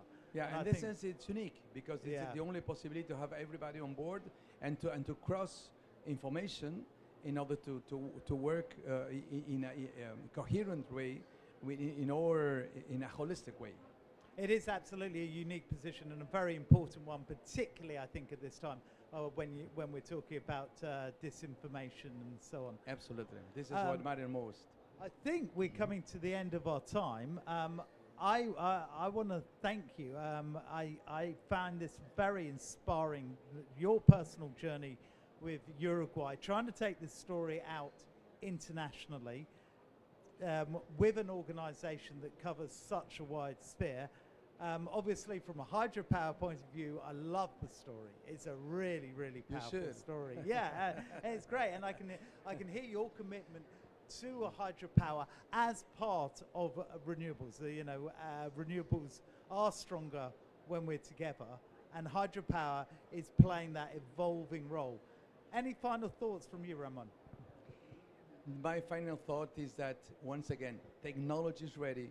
We just need political decision. Yeah, I think that's such a good point. We have all the technology we need to deal with this. We have grid forming. We have no excuses. It's just political decision. We got two resources we don't have enough of yet. One is time, and the other one is political will. Let's make it happen, Ramon. Thank you. Mendez, what a pleasure. Thank you so much. My pleasure, for Eddie. your time. Thank you so much. Thank you. Very good.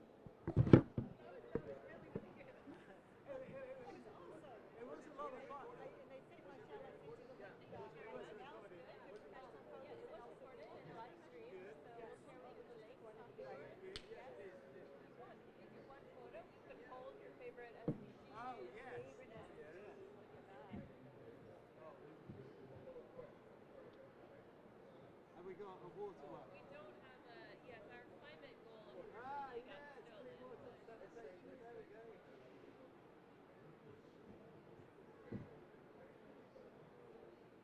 Excellent, thank you. Okay, thank you so much. Thank you. Eddie.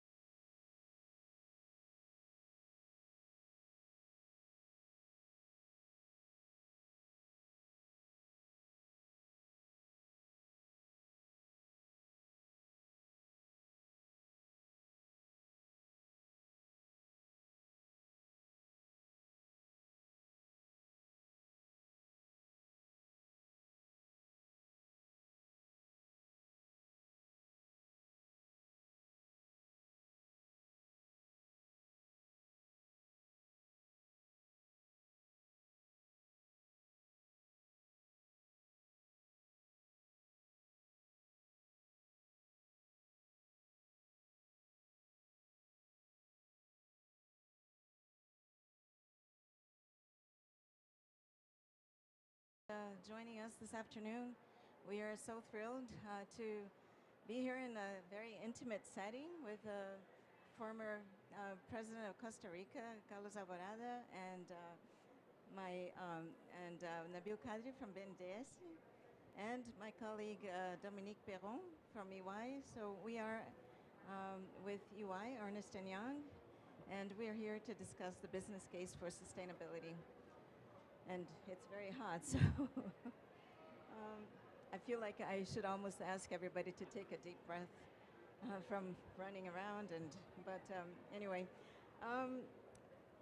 we decided that we should be talking about the business case for sustainability because, as everybody knows, this is the COP of implementation. That's what we're hearing every day. And we want to explore as EY what really is that the private sector can do. We work with the biggest companies in the world, and we even built a house here for COP30, EY House in Belém, where we're having side events every day to drive some of these discussions that are so important to accelerate implementation.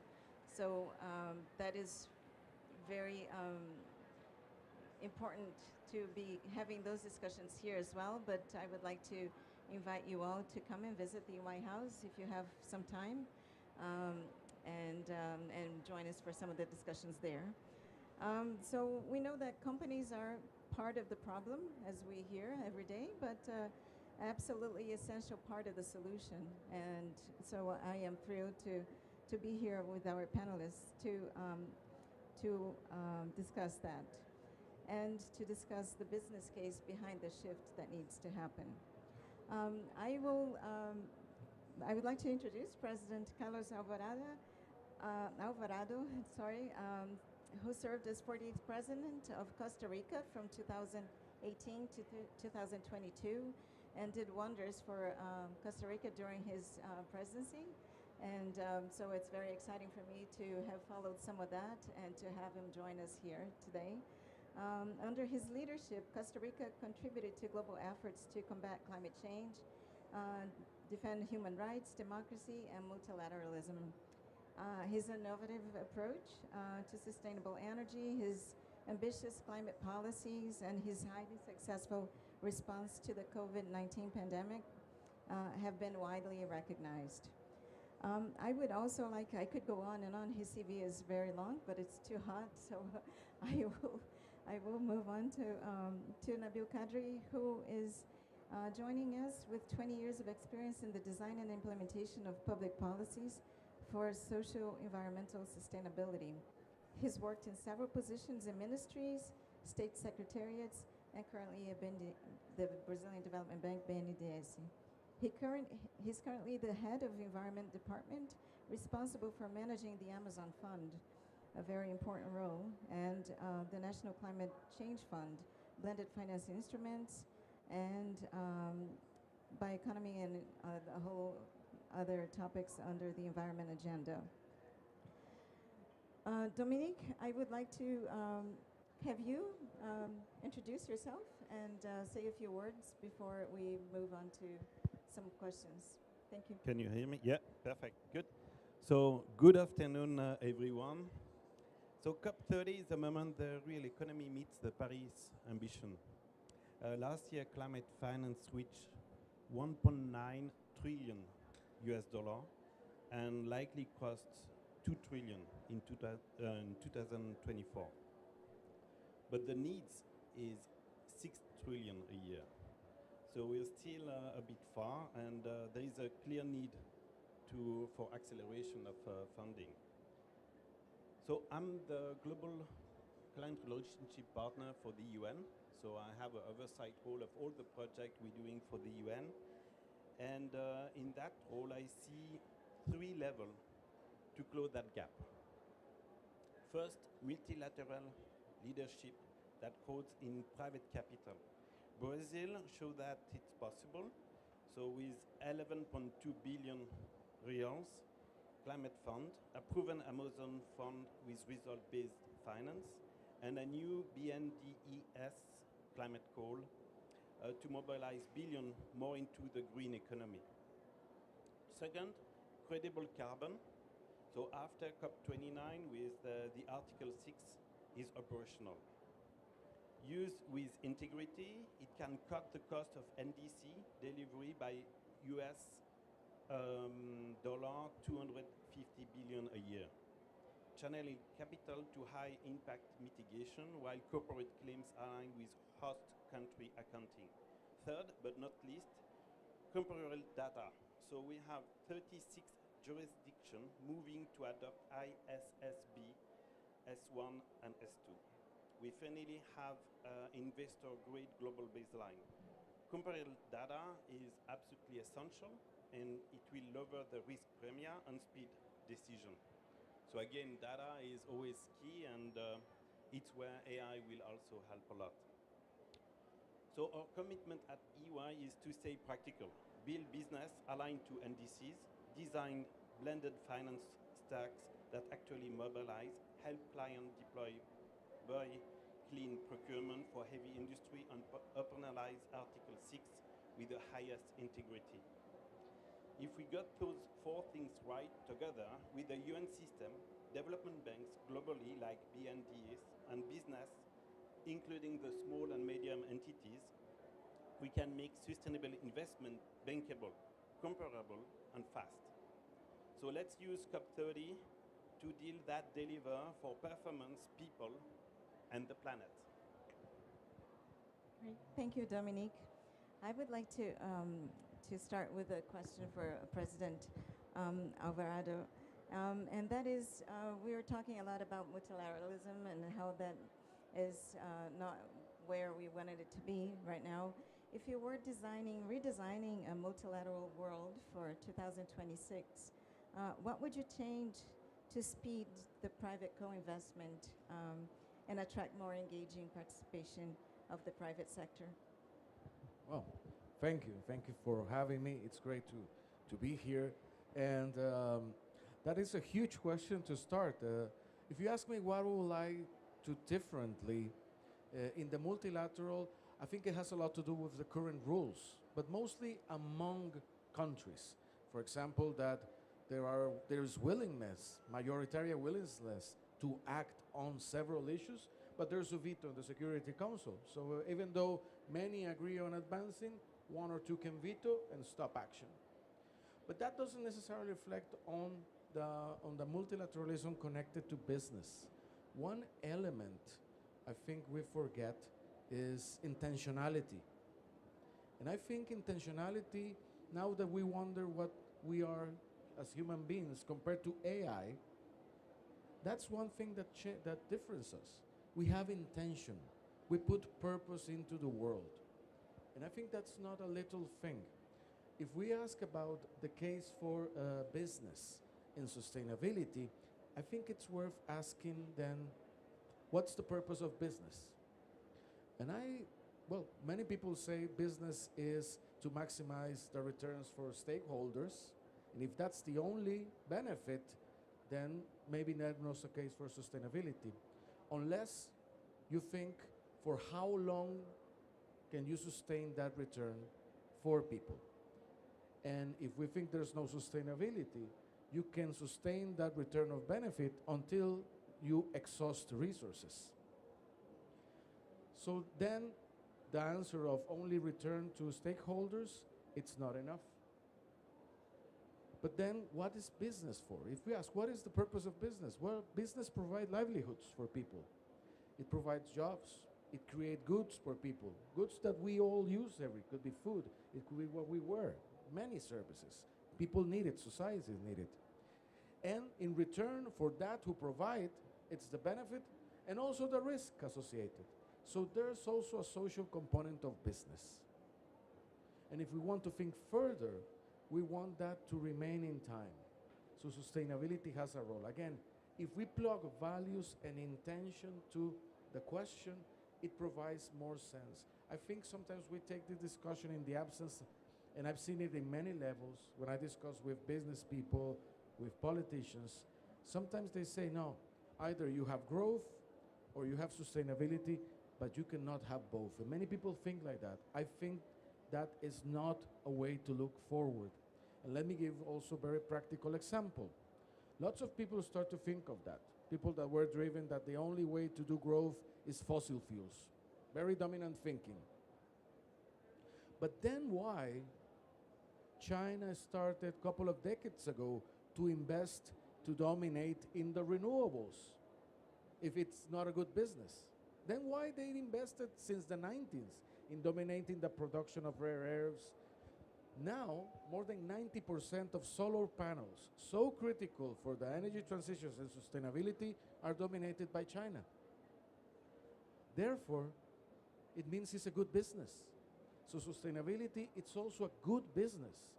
That goes in antagonism with thinking that you can only have growth or sustainability. No, sustainability can be a good business. It is actually a good business. I've seen it in Costa Rica, for example. Decades ago, lots of people said, no, preserving the forest is terrible. It's terrible for business.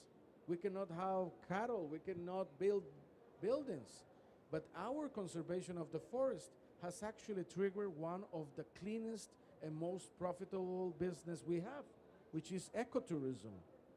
So sustainability and business can go hand in hand.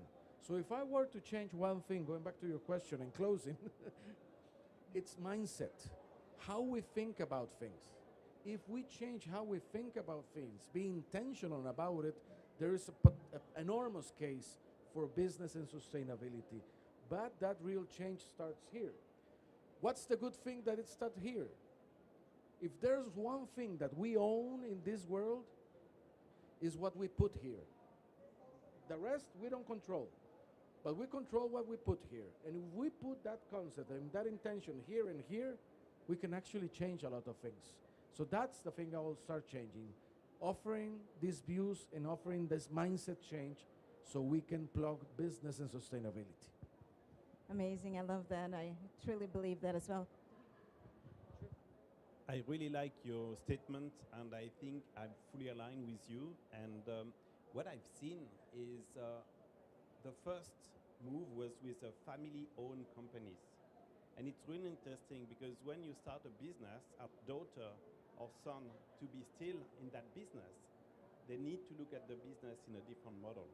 So profitability is shifting in a more sustainable profitability where you take care of your customer, your people, your family, and also the impact you have on the planet.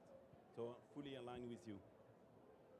Thank you. I would almost like to have the same views from Nabil, just to hear his reactions to this from his perspective. Thank you so much.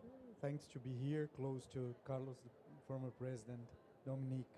Yes, very interesting to dip into this debate because, first of all, I'm talking about National Development Bank. Is the seat that I am now. And a National Development Bank is a bit different from other financial institutions. Sometimes people think, oh, do you compete? No, we do not compete with other financial institutions. We try to be complementary. And a big purpose of being a development bank is that we can have a look for the public policies in one hand, and in the other hand, the investments of the private companies, because we do loans, we do equity, we do guarantees, and the ones that take these guarantees, take these loans, are the private sector to make business, to make the change. So we do this link, this bridge between the public policies and the private sector. But in the other hand, we are acting now, doing the loans now, but looking to the long-term development of the country. So how this investment today will be good for the future, how this investment today can generate jobs, green jobs, make the transition, the inclusion, the reduction of the inequalities. So we have a different mindset when we talk about finance, because we are talking on development finance. So, and this is very important when BNDES talk about something, or a representative of BNDES is talking about something. Because one big thing that we are doing since Rio 92, because BNDES were a bank that founded UNEP-FI, the arm of UN for Sustainable Finance. We were there in Rio 92 supporting the beginning of UNEP 5. Since then, we are working in three big axes, I can say. The first one is more institutional because we are a bank, but we are a think-do bank because we do thinking, we do knowledge, we analyze sectors, the whole sectors, not only a program, a project, or a company, but the whole sector. It's like a consultancy, but we do loans. And we link it to the second axis, that is innovation. Innovation into climate finance. So you talk about the Amazon Fund. The Amazon Fund was an innovative fund created by Brazil to have a fund that received donations from achievements of reduction of deforestation, the RED Plus. So we created the concept of RED Plus in the practice. It was the first RED fund, national RED fund, in this size, operating till now with multi-donor. Switzerland is one of the donors of the Amazon Fund. And the third pillar, the third one, is to mobilize resources from international community to national use. That's why, since Rio 92, we created this environmental division inside BNDES, and all of these axes are being developed without interruption. And this is interesting because we are employees of the bank and we are stable.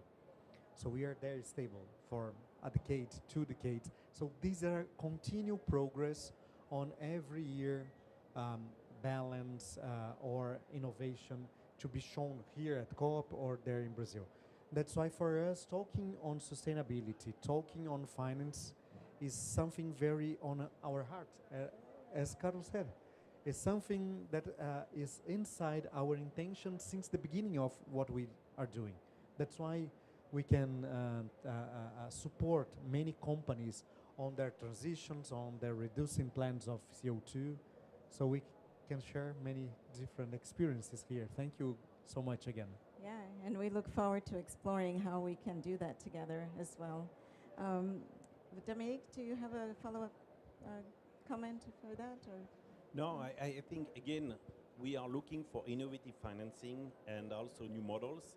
And the Amazon Fund is clearly a very good example. So happy to continue to explore. And again, one of the main topics in the sustainable world is to scale up program that works. And I think it's also an occasion, an opportunity to collaborate across all countries because we can learn from each other. We should not reinvent the wheel every time. And that is typical, very good example. Yeah, perfect. Let's talk then about the implementation gap. So we are discussing that here, and there's a lot being talked about how we don't know that we all know that money is not flowing at the speed that it needs to. And one thing is, how could we unlock more capital for emerging markets? What else could we do at this point to ensure that, that we don't leave COP30 in the same place that we were before? Yeah. Well, that's been a discussion in the last X amount of COPs that I've been. And actually, we're not moving into that direction. Actually, now we're moving in the other direction. Wealth is moving in many places into rearming countries because of war. So we are not closing the gap. Actually, countries are having more pressure, wealthy countries, to expand in weapons, in also the money for aid or cooperation in many countries has been cut at the same time. And in the South, so-called global South, the levels of debt are very high. So the margin to invest in SDGs, in others, has been cut because the fiscal margins are shrink. Again, I do believe in that scenario, if we do nothing, if we keep inertia, that gap is not going to close, it's going to widen. I do believe, again, what we require is will and leadership to say we need to intervene, to act upon, to close this gap. I do believe in Brazil, in this COP, there is one hint of where to go, It's the TFFF. The facility, it's not a grant or it's not aid. It's bringing money from private and public sector, a blended finance, and create a large endowment, a large fund that goes to market, that generates further funds, and what you earn, what you gain from that, a market-based system, you take for the forest, you take for the communities. So I think that's a very innovative and ambitious scheme, pointing out at what are the kind of things we can do. Obviously, those investments have to be investments on sustainable investments. You're not going to take your money invested in fossil fuels necessarily or put it on the forest. But that shows kind of the way where we can go. And private sector is key on doing that.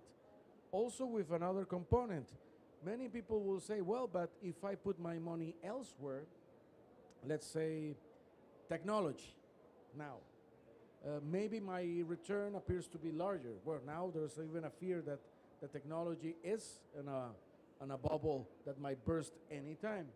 But that's why I put the other, you have to balance many components while thinking about this. You can do the investment, have returns, protect the forest, and it's a more balanced way to go about it. I also think companies that go this way need to be rewarded by consumers publicly on their intention to protect the environment. I see that's the route, but the main key has to be leadership and willingness and conviction that this is the way to go. If a company takes down its goals of environmental or inclusion only because the direction of the wind changes, it means the company was not true for it. It was just following a trend. So I think that's when leadership and intention matters a lot. Yes, we call that sustainability leadership, and we could almost say the same thing about the business case for the TFFF. How are we going to implement all those actions and make sure that they have positive impact, both social and environmental positive impact? Nabil, I feel like you wanted to say something.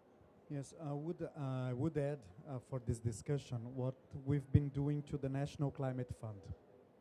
The National Climate Fund in Brazil was created to support the national climate policy, and it was created in 2009. By that time, the funds of this fund were from oil industry, but each year the amount of resources were not that big. Was somehow $100 million a year. I'm talking that it's not big resources because we are talking about big projects on infrastructure, doing subways, doing new companies, so to do disruptive investments. So one thing that was a problem for us was the scale, how to scale up the National Climate Fund. And what we did 3 years ago was that for the first time, the Brazilian government issued sustainable bonds in the international market to fundraise resources for the sustainable agenda. And the government decided to internalize all these resources into the National Climate Fund. But what are the innovation on it? The innovation was that the National Treasury assumed all the exchange risk, and the money internalized into the National Climate Fund was in reais, not in dollars. So we would be able to lend this money using the same interest rate, 6% a year, but in reais, not in dollars. So we repaid the treasury, and if we had any exchange risk, is all internalized by the treasury. So we scale from, as I said, $100 million per year for this fund for a $2 billion a year inside this fund. The last 2 years we did $2 billion, and next year would be $4 billion. And we are talking on renewable, we are talking on subways, we are talking on electrification of buses, we are talking on every of this, because we had the same, probably the same problem. The international interest rate in dollars are 6% a year, but interest rate in Brazil in reais are 12%. So we never do the low ones in Brazil at 6%. We do it 12% because it's the basic interest rate. So this innovation, using the National Climate Fund, using the sustainable bonds, give us the opportunity to use these resources internally in an interest rate more competitive, without the cap of the national basis. So we did a very, very innovative financial operation, I can say, to leverage more resources from the private, because we are talking on capital markets, to the national use for the transition. Because all of the resources, and one interesting thing is that we had a steering committee with civil society, the ministries, and the subnationals. This committee decides for where this money could be lent. It's not a decision of the bank, it's not a decision of the Ministry of Finance, but it's a decision of this participant committee with annual reports that they say these are the strategic areas for transition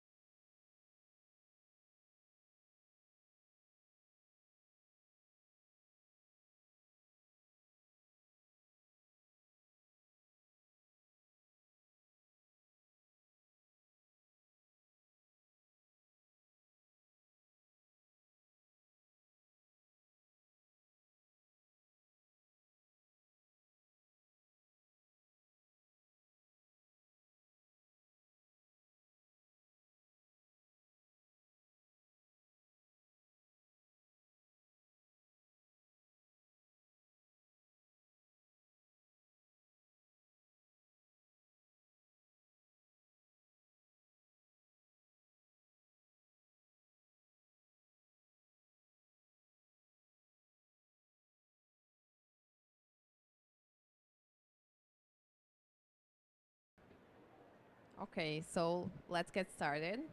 Thank you so much for joining this panel on aligning ambition from financing for development to COP30, financing a fair, equitable, and inclusive future. I'm Giovanna Coeli from the Igarapé Institute. We are a think and do tank working on climate, nature, security, and multilateralism, and I will be your moderator for today's session. So, as you all know, we are in a very important year. We had and we still have major summits taking place. We had financing for development in Seville. We were there, President Alvarado, also very hot weather. And we had a panel that also brings us to the one we are here today. We also had the second World Summit for Social Development in Doha. I know the PJ was there, so we are looking forward to hearing from her as well. We have COP30 here in Belém, and we have the G20 in South Africa in a few days. So these summits are opportunity not only for technical alignment, but also for political leadership and advancing meaningful reform that our multilateral system so badly needs. So today's event is about creating bridges from climate and nature to development between Seville, Doha, and Belém, between Global South and Global North, between ambition and action, so we can scale up just and inclusive transitions that our planet and its people so badly need. So we are very happy to be joined by a very selected and high-level group of people here. We have Ana Helena Baerbock, President of the UN General Assembly. We have Carlos Alvarado, former President of Costa Rica and member of Club de Madrid. We have Patricia Espinosa, COP30 Special Envoy for Latin America, CO 1 Point, member of the Group of Women Leaders, and former Executive Secretary of the UNFCCC. We also have Caterine Abreu, Director of International Climate Politics Hub, and we have Nishan El Sain, did I pronounce? Director of Youth Alliance for Local Adaptation and Peace. Also a warm thank you for our co-organizers, Club de Madrid, Group of Women Leaders Voices, and Igarapé. So we are here to explore how climate finance must evolve to support just, inclusive, and nature-positive transitions, particularly in the Global South and for women and girls, and how our system can better deliver. So to keep our discussion focused, we are going to have two segments. In the first segment, I will ask one question for each panelist, and then I will have a question for all of you to interact and build on one another. And then I will close the session. So let's start with the PGA. As the first woman from Western Europe to lead the UN General Assembly, by the way, she's one in 5 women who ever led the UN General Assembly, and following your participation in Doha for the Social Summit, you emphasize that climate action and social justice must go hand in hand.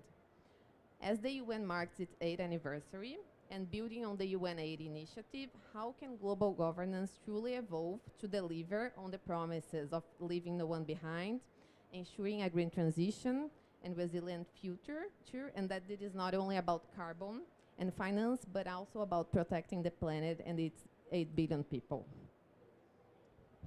Good afternoon, and thank you so much to everyone here for organizing this very important event. And this is also why I came here now just over the weekend to COP30 to underline that this is not a time anymore for thinking about the SDGs, climate, but also peace and security and human rights in silos, but to have this intersectional approach.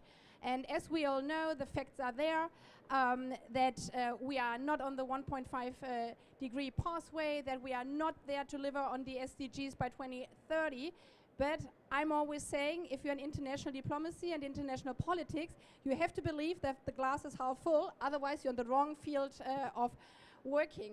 And therefore, I think the most important task in these times is not to discuss anymore if somebody's doubting if there's climate change or if SDGs are important, because the facts are there and it's crystal clear, but build on the positive momentums.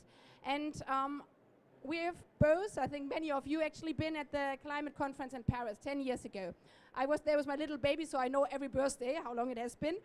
And back then, I remember very well, I was in opposition in parliament there, like really fighting for the phasing out of coal mining in Germany, but you were not allowed to say that, yeah, because it was like you would ruin the industry in Germany, and people thought you're totally crazy if you say we can replace it by renewable energy.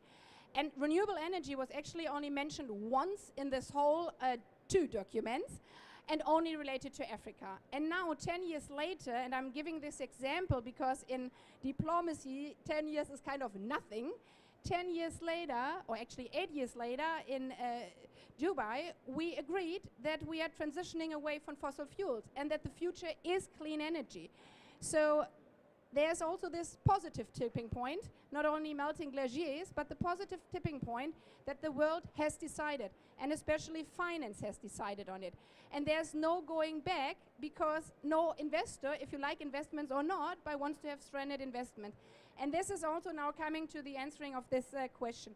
We have to put people at the center of all these debates, SDGs, climate, and peace and security. And therefore, we have to also put them at the center of financing at every stage. We know the trillions are out there, but we know that they're also not directed in the right way. And there are more experts here, so I don't mention every step we have to take. Sevilla, we know the debt burden.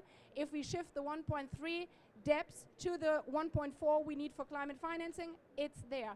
But I would like to focus on the gender issue, because gender mainstreaming, these finances, and unfortunately in this field still say this is a niche, but it's not. So if we have to make gender responsive finance the default, because we know if we think women, then we are thinking outside of the silos, then we are thinking everybody in society, then we are thinking how climate finance also benefits the SDGs, and the opposite as well, how the SDGs, infrastructure, schools, if they are all built resistant to climate effects, we don't have to rebuild them again. So gender mainstreaming in finance is one of the very important tasks, and the other proposals I think I leave to my dear colleagues here. Thank you. So you very well mentioned mainstreaming gender in finance, and President Alvarado, we are entering a very decisive moment for global cooperation. As you mentioned, also Paris Agreement, the SDGs, we need to get there and we need to deliver. So from your experience as President of Costa Rica, what can national leadership teach us about integrating climate, nature, and development goals, and how can the global governance frameworks better respond to these and to the needs of the global south as well? Thank you. And I feel privileged to be here and sharing some thoughts. If I were to choose one thing to your question to prioritize, I'll put forward leadership needs intention. Very deliberate intention to change things. Very often when we get into discussions of finance for development, climate finance, we get in this puzzling debate about its complexities and the bureaucracies about it and the markets. And nobody talks about intention. It appears to me it turns out many times to be excuses not to act. Talking very plainly. Think about our own lives. Sometimes we take decisions in which we don't prioritize necessarily economic gain, but we win other things. For example, when we move to be closer to our family, but maybe we have to pay more, or we change a job that maybe we win less money, but gives other benefits. We constantly have to do that. If we only maximize market for that, we lose other things. But that requires intention and consciousness. I think we're not putting enough intention into what we're doing, and we saw it in Sevilla, and we're seeing it now every day. Where is the intention today in finance? One of the big discussions why we don't have finance for development, well, before there were many excuses. Now the excuse is the world is arming again. So there's no fiscal margin for financing development or for financing climate. We see in the South the huge amount of debt that has been accumulated. So no fiscal margin to do that. I do believe that to unlock many dimensions, and I agree with the PGA, we have to see this not in silo, but across the board. If we need to have, let's talk more plainly, money to do good.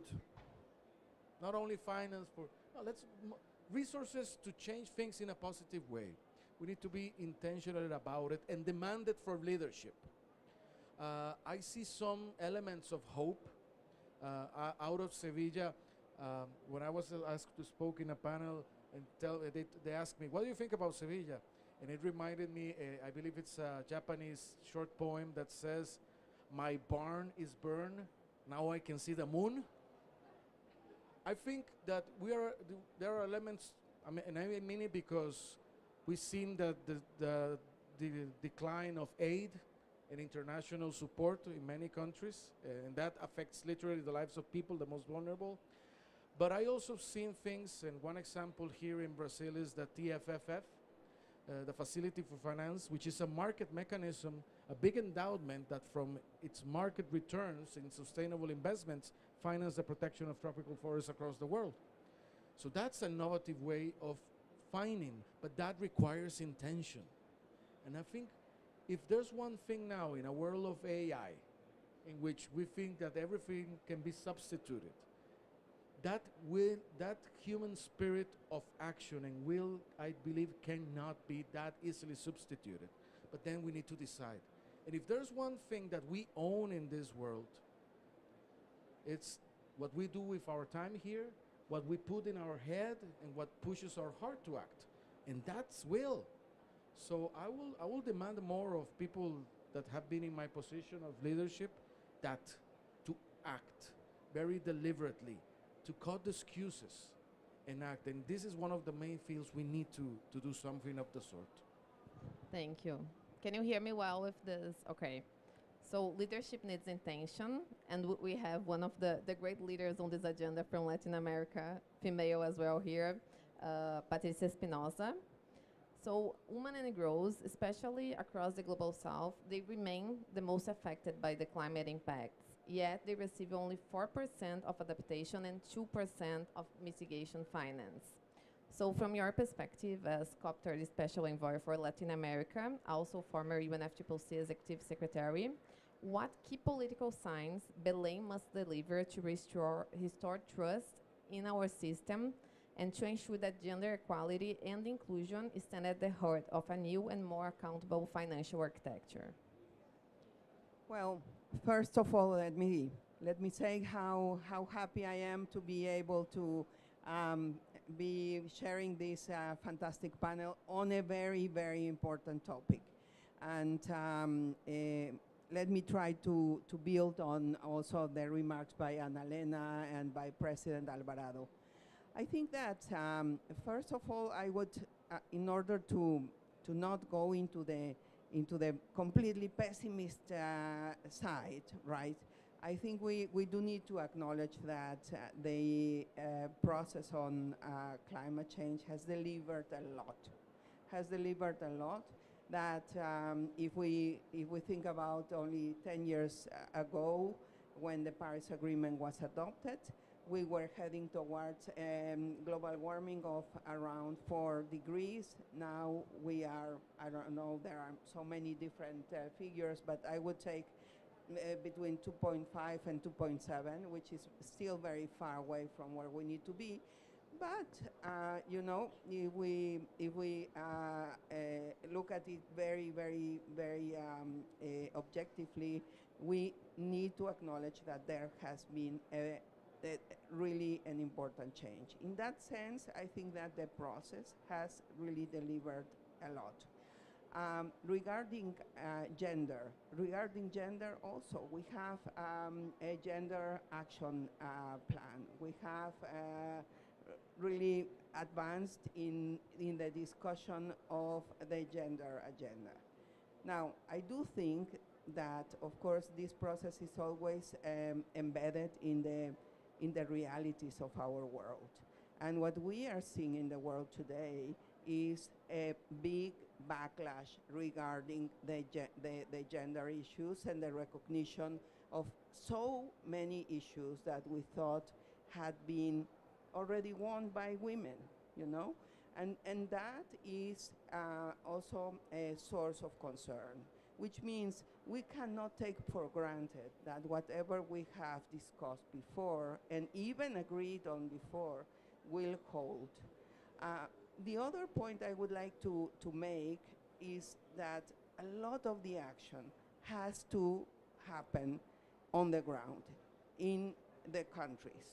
So if we want to talk about the action agenda, we really need to get people working on the ground in their countries, in their communities, so that their delegations, their representatives here come ready to be able to discuss.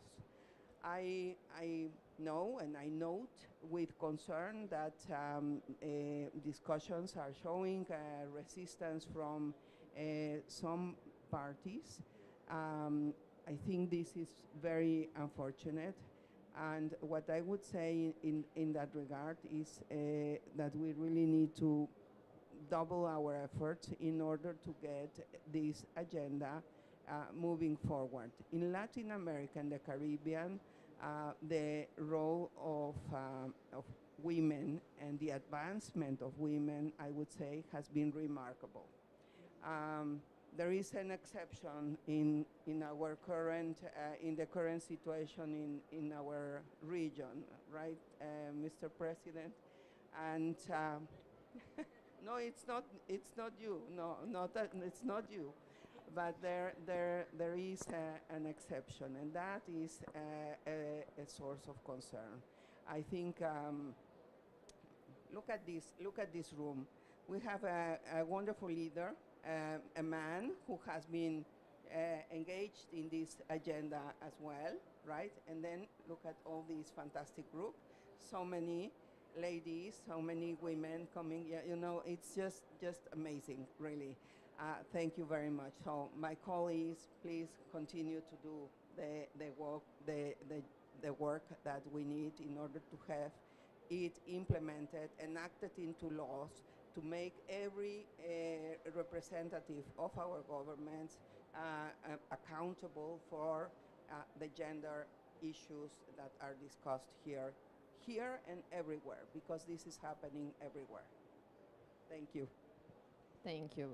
So you mentioned the need for the action on the ground and also for us to double our efforts. And Catherine, you've spent your career also building coalitions and bridges between different sectors. So as we move towards, the ground implementation, how can climate diplomacy help to reshape global governance to make climate finance truly inclusive, ensuring women, youth, communities, particularly from the global south, have a voice and are including in accessing resources needed for the transformation? Hi, thank you so much for the question, and thanks for the invitation to be a part of this panel. It's always wonderful to have the opportunity to be on a panel with those that I've looked up to over the course of my career and the work that you've done. And I always love being on a panel that showcases the leadership of women so strongly, along with our progressive men who are really allied with our cause. So I want to first reflect on some of the points that everyone's made so far around the successes that we've had throughout these processes so far. The fact that, yes, while there is much more work to be done, the Paris Agreement has been delivering some real change. And I think we often have a conversation in this space about the ways in which this process needs to change to respond to the realities of the changing world. And we have some evidence to show that it can change when it needs to. So, President Bierbach, you offered the example of having come to COP21 when the Paris Agreement was negotiated and not being able to talk about fossil fuels. I had that same experience. That was my first COP. I was coming from Canada, where I was fighting pipelines and helping my Atlantic Canadian province, Nova Scotia, put a ban on fracking. And it was shocking not to be able to actually speak about that in the COP space. And even 4 years later, in 2019 in Madrid, which is where I first met you, Ambassador Espinosa, I wrote an op-ed about saying the F words at COP. It was really one of the first times that we started hearing the words fossil fuels in the space. as has been noted, seeing such a shift, in 2023 being a part of the push to get that energy transition package into the text finally, that is record-breaking speed for a diplomatic process that brings all the countries of the world together. And on that note, I really love repeating this phrase that 195 countries minus one is not zero, it's 194 countries, which is really important for us to keep in mind. So here we are, we're having a conversation about how this process needs to shift again. And I think a big part of that is what we're starting to see as a kind of single storyline emerging across the COPs, financing for development, the G20 spaces, where countries are really developing this shared diagnosis that finance architectures have to shift fundamentally from these fragmented projects to long-term, really country-led transition pathways. And what I think we can do as a network, so the International Climate Politics Hub is a global network of organizations working in climate intelligence and diplomacy. And I think a part of our function is to help do that translation work from some of the conversations that are being held here into that ground level country-led development of those pathways, so that we're seeing and pushing for indeed political ownership, as you were saying, President Alvarado, of the outputs that we have here in Belém, in Sevilla, and Doha. Because without those senior political champions who are really leading this back at home, then these documents just remain reports that sit on a shelf, which is what none of us want. So it is the work often of civil society to do that translation work on the ground, to say, okay, this is what it means in the domestic context. This is what it means for the needs of the people on the ground. And here's how we align those political signals with those technical processes. So a big part of what we have been thinking through as the ICPH community is the country platforms. How do we support, as a global network that has representatives in many of the countries around the world, how do we support those national governments in developing those country platforms that contain those messages about economic transformation on the ground that can be translated into the needs at the global and international level, that can respond to what people are experiencing and what countries need to actually incentivize them to meet the promises laid out in the Paris Agreement, rather than disincentivize them, which is, I think we all acknowledge that currently the global financial architecture often disincentivizes the kind of action that's needed to take forward the promises of the Paris Agreement. And ultimately, the message is we're not in this to achieve incremental greenhouse gas emissions reductions, to achieve stepwise changes in the international financial architecture. We're here to build a better world together, and to do that in a way that has meaningful impacts for people's lives. And that is ultimately the work that I think we will be doing as ICPH, working with our country counterparts to articulate that and make a case for it and build those political pathways for change. Thank you. I think it's key, and we need to work, and that's also what we do at Igarapé, from the global to local and the local to global. Otherwise, solutions we get here won't work for people on the ground. So, Nisrin, youth across Africa, the Middle East, and beyond are leading on adaptation, innovation, and peace building. But often there is not adequate resources or even institutional support. So what systemic changes are needed to ensure that youth-led and community-based initiatives gain direct access to finance and recognition? Hi, everyone. I'm glad to see all of the great faces, and of course, glad to be in this panel.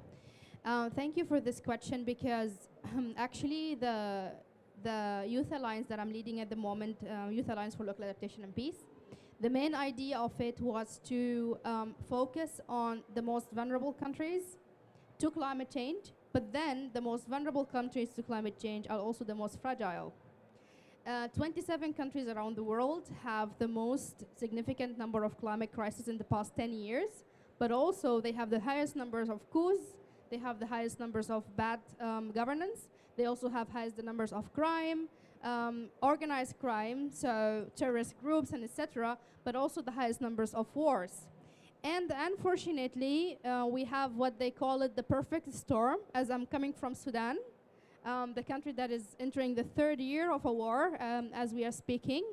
And I had to one day leave my house with only a backpack full of diapers because my son was 7 months old, after spending 3 weeks in a hotter weather than this in our house, without electricity, without water, and also without food.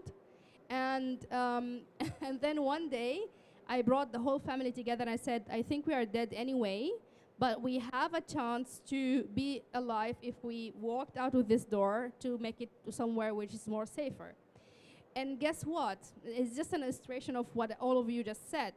They said to me, it's your decision. And they were all men, and they were all older than me, way older than me, but they left the decision for me, you know?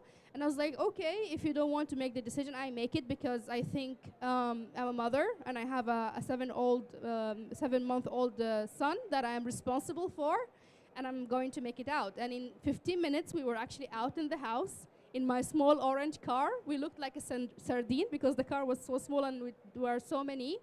And we took a 7-hour trip and we were shot at more than 8 times on the road, but we made it. Imagine another scenario if we stayed at home. The war in Sudan left more than 13 million people out of their houses. 9 million of them as IDPs inside of Sudan, and 4 million are in neighboring countries. But guess what happened? In 2024, which is 1 year after the war started, we had one of the most devastating floods in Sudan, and 3 dams collapsed because of the heavy rain. Unfortunately, 2 other million had to leave their houses because their houses were underwater.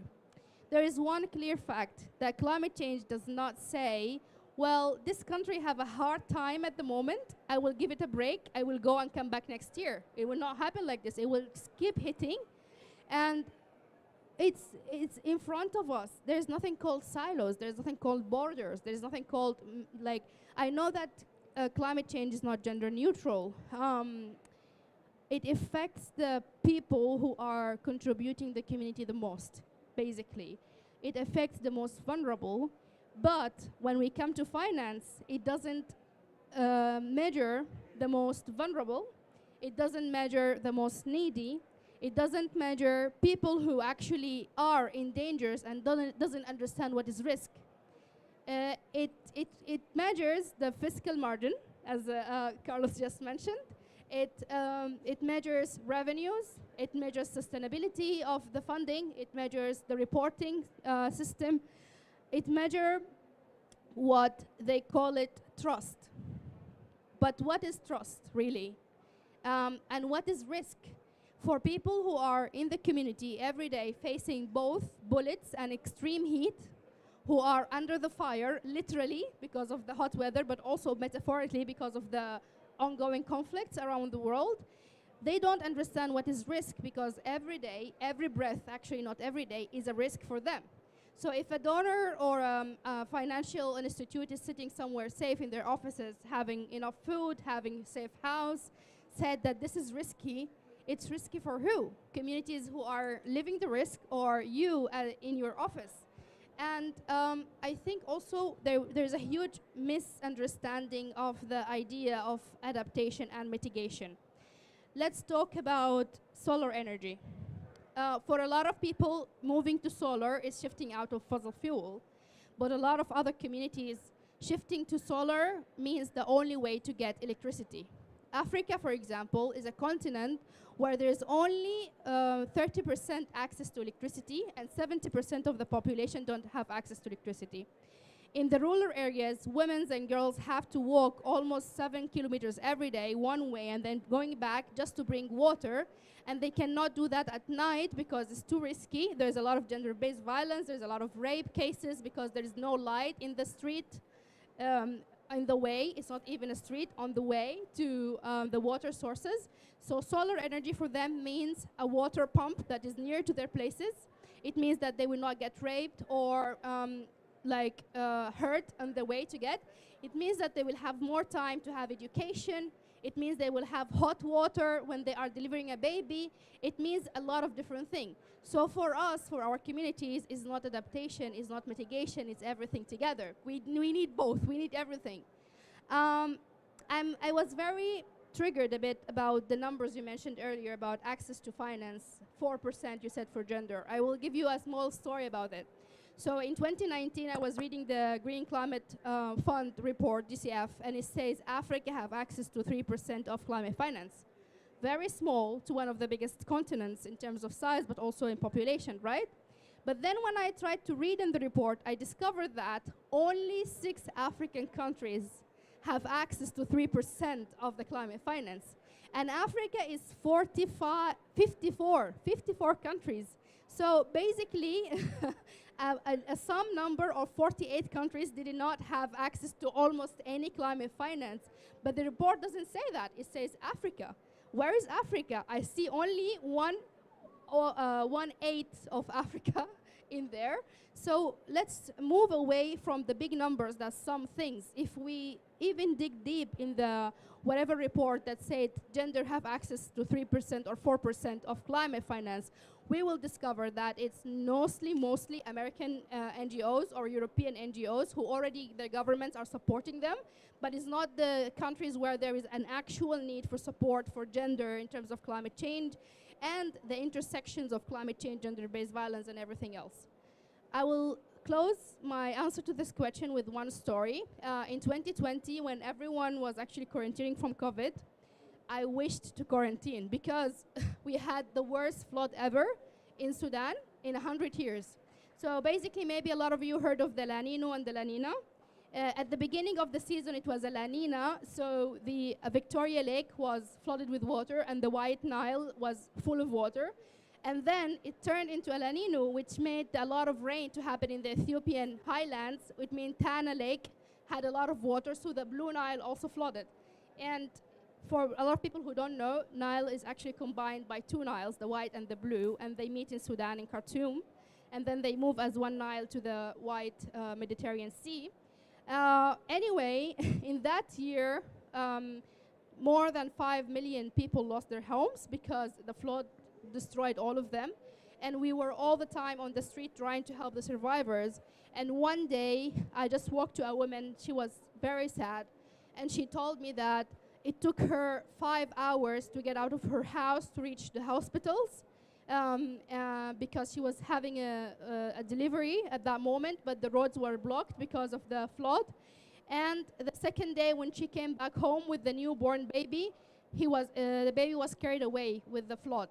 So after suffering for 4 hours just to get to the hospital and then having a delivery over 24 hours, only to come back home the next day and then find your kid is not there near you because it was flooded away when you were sleeping, basically.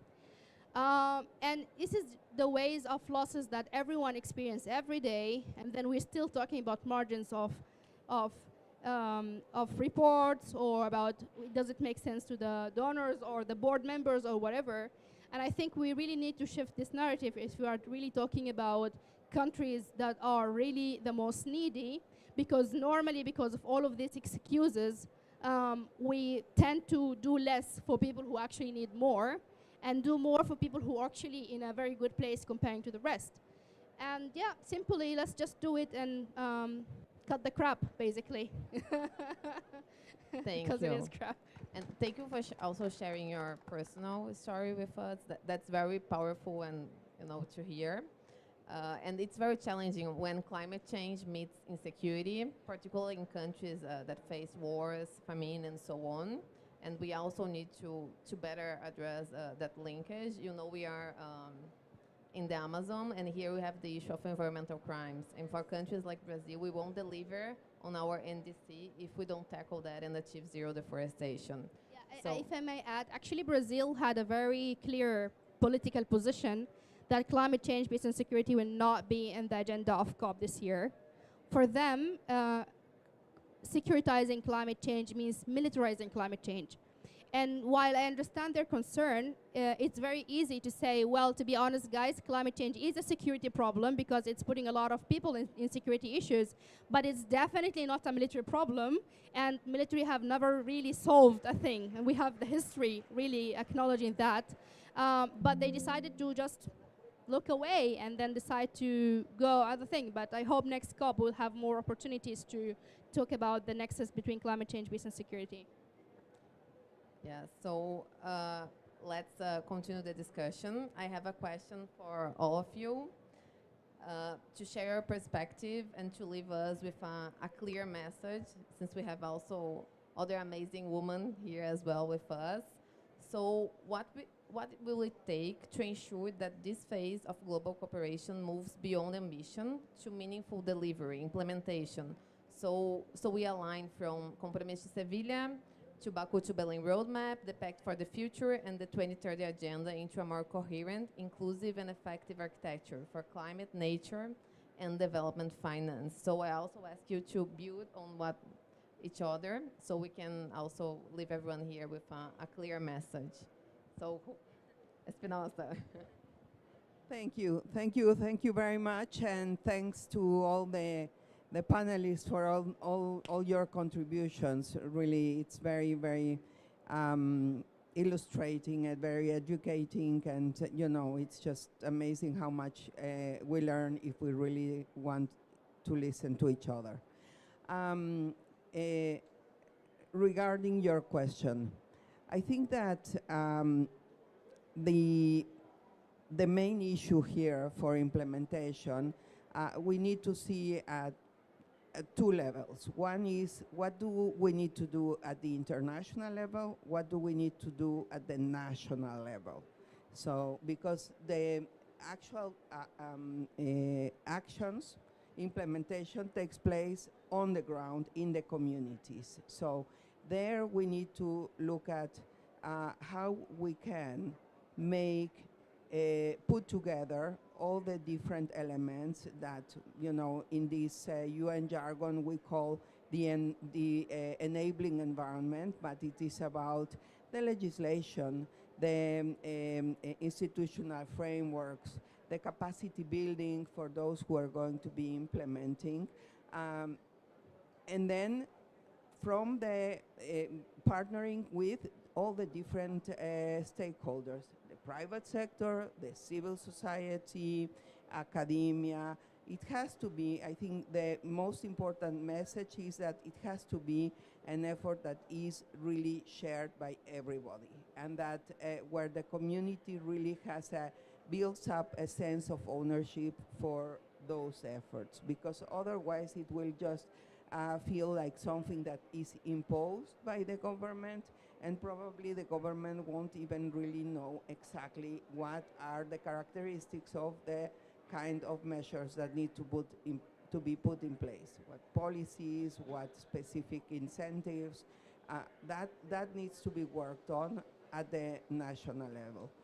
At the international level, again, yes, one point I would make is we need to work also with all the stakeholders. We need to really create this awareness about the issues that are so important, like Nesreen was just saying about climate change, peace, and security, which is so important for in so many areas of the world, and mobilize the resources and the support. It's not always money. It's not always money, and I think it's very important that we do emphasize that money by itself alone will not solve the problems. So it has to be support, financial support, yes, but at the same time that has to be matched and come together with all the other efforts that need to take place at the national level.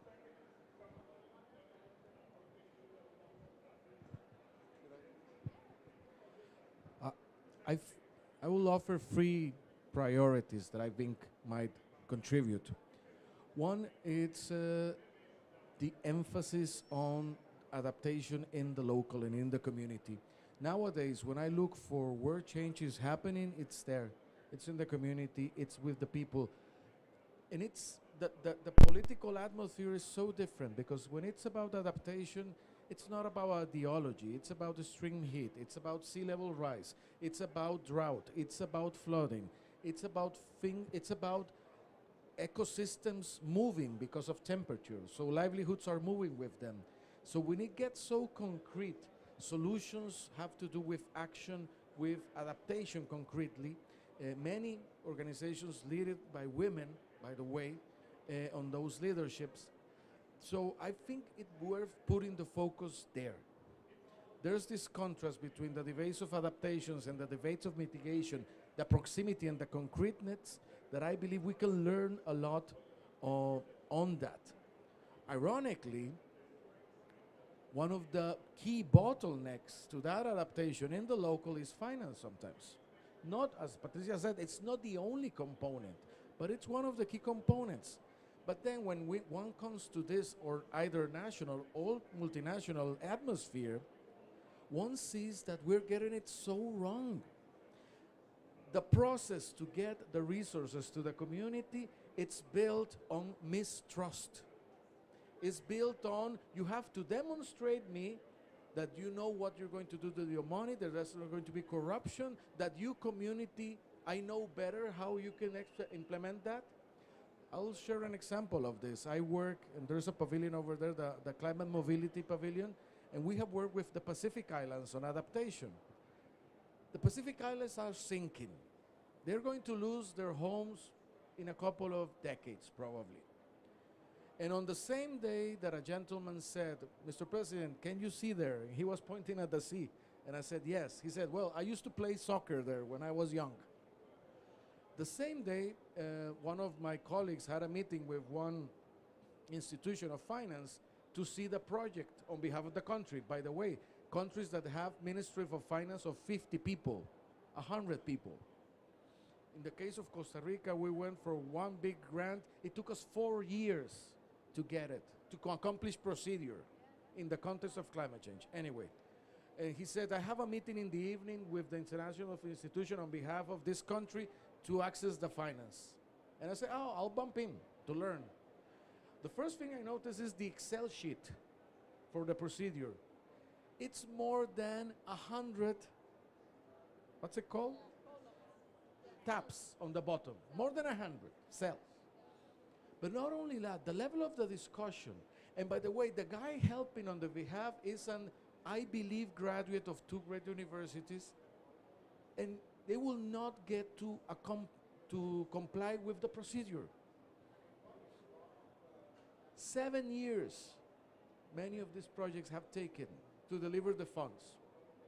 It's based, I mean, at that rate, we're not going to make it. Sometimes I believe it will be better to give the money, and even if it's lost, something is learned in the process. The cost of opportunity of not acting that we're having by not unlocking resources is humongous. We still talk about unlocking the, how many COPs we have been fighting to unlock the resources. So we need to change that mode of mistrust. Second point is that mistrust of the process to get it, especially to the local. And the third, on implementation too. If I were to offer also what I will believe needs to change a little bit of the multilateral, and we can learn from other UN processes, it's to put at the center now, actually the implementation, with the SDGs or with human rights. There's a week every year in which the countries go to an exam. And they present their advancement on human rights, they present their advancement on the periodic, so they expose the periodic review. They're voluntary, but that should be at the center because we need to implement that. And that needs to be transmitted, and everybody has to be screened on this. Also, a periodic review on a review of the pledges, because it's very easy to come here and make a pledge. Say, I'm putting X amount of billions to this. Do we check the next year? Is that on the bank? And we check the next year, is that on the territory?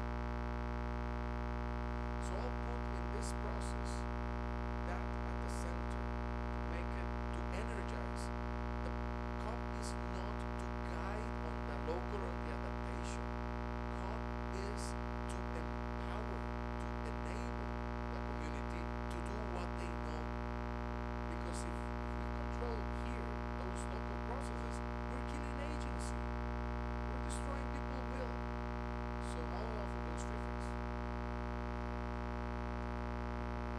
maybe just jumping on the remarks others have made, because you said to push forward and to connect to each other. Well, first of all, what Catherine has said, I think is heavily crucial with regard to the country platforms, because we see that all over. The Pact for the Future has the right thing in it, Sevilla has the right thing in it, the Global World Summit on Social for Doha has the right thing in it, and the COP will have as well. But if you keep that in silos, we have the results on the ground, what the regional coordinators are saying from the UN systems, that we have in the end 23 different agencies on the ground in the poorest countries around the world. They meet, they all come with their own cars of the UN, with their own UN flag, they all come with their own program. Then even like foreign ministers before one like me, or presidents like you, are coming and saying, hey, we want to support. They say, great. But then you come with your national background saying, yeah, but we have only funding for water project. And you hear, well, but maybe we need solar. It's like, but no, this is like the donors giving up. So if we are not succeeding in really aligning these, first of all, big commitments and declaration, but then also on the ground, aligning it in the agency. And you mentioned that at the UN we are in this deep reform, and there are many UN people here as well. We have to be self-critical. It's not reforming meaning less. It can mean way more efficient. So if every agency is just doing their own thing, not looking what the others are doing, this is not delivering to the people. This is not putting people first. So I think this is very important, especially also for those who don't have to be convinced that the finance has to go there. Second remark, and I would also like to jump on what have already been said, it's the money. Yeah, like Patricia has said and others as well.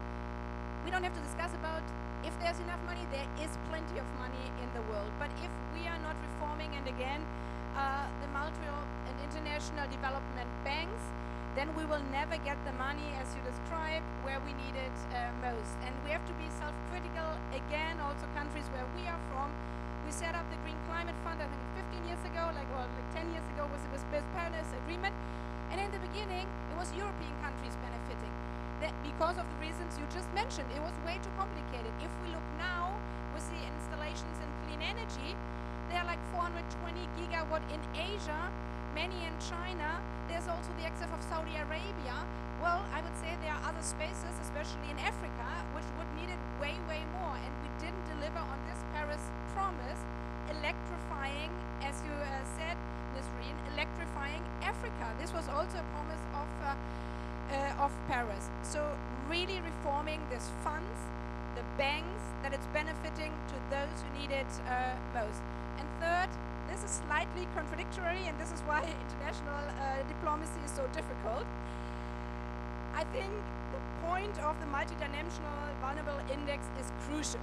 And obviously, most of the time, this means not only looking at the least developed countries or those suffering war and crisis, because we see it on the small island states. Just one hurricane can wipe out SDG progress of decades because the whole infrastructure is damaged. So connecting this, focusing on the least developed, but also looking at the most vulnerable, and they might be middle income countries, they might be even European countries. If infrastructure is not resilient, then also there we will have deep problems. So in a nutshell, jumping again on what the president has said, it is about joining forces, joining hands, and learning from each other. And you mentioned, and it's funny if you have so many connecting dots, the Human Rights Council periodical reviews. And I had to present it back in time for my own country. And the first thing I said is, I'm so happy that you criticized so many things in my country, because we need this look from outside. We want to learn from other countries how you lifted up human rights in gender, because we are short on gender in power positions. Yeah, how do you fight racism, because we have a security institution for them. We can only learn from others. And I think this is also then coming here to the COP, because I'm not preaching to the converted. Also here at the COP, don't debate about the last comma in the final agreement between this 160, maybe 80, but maybe most of the time 160 countries who do agree. Yeah, don't fight about this comma, but really deliver the big message, which is overall we are in this together, we will do that together, and especially we will learn from these great experiences here, and we will learn from Brazil and the indigenous people here, that you can only do it with the people on the ground, and this is why we have to bring the projects also to the people.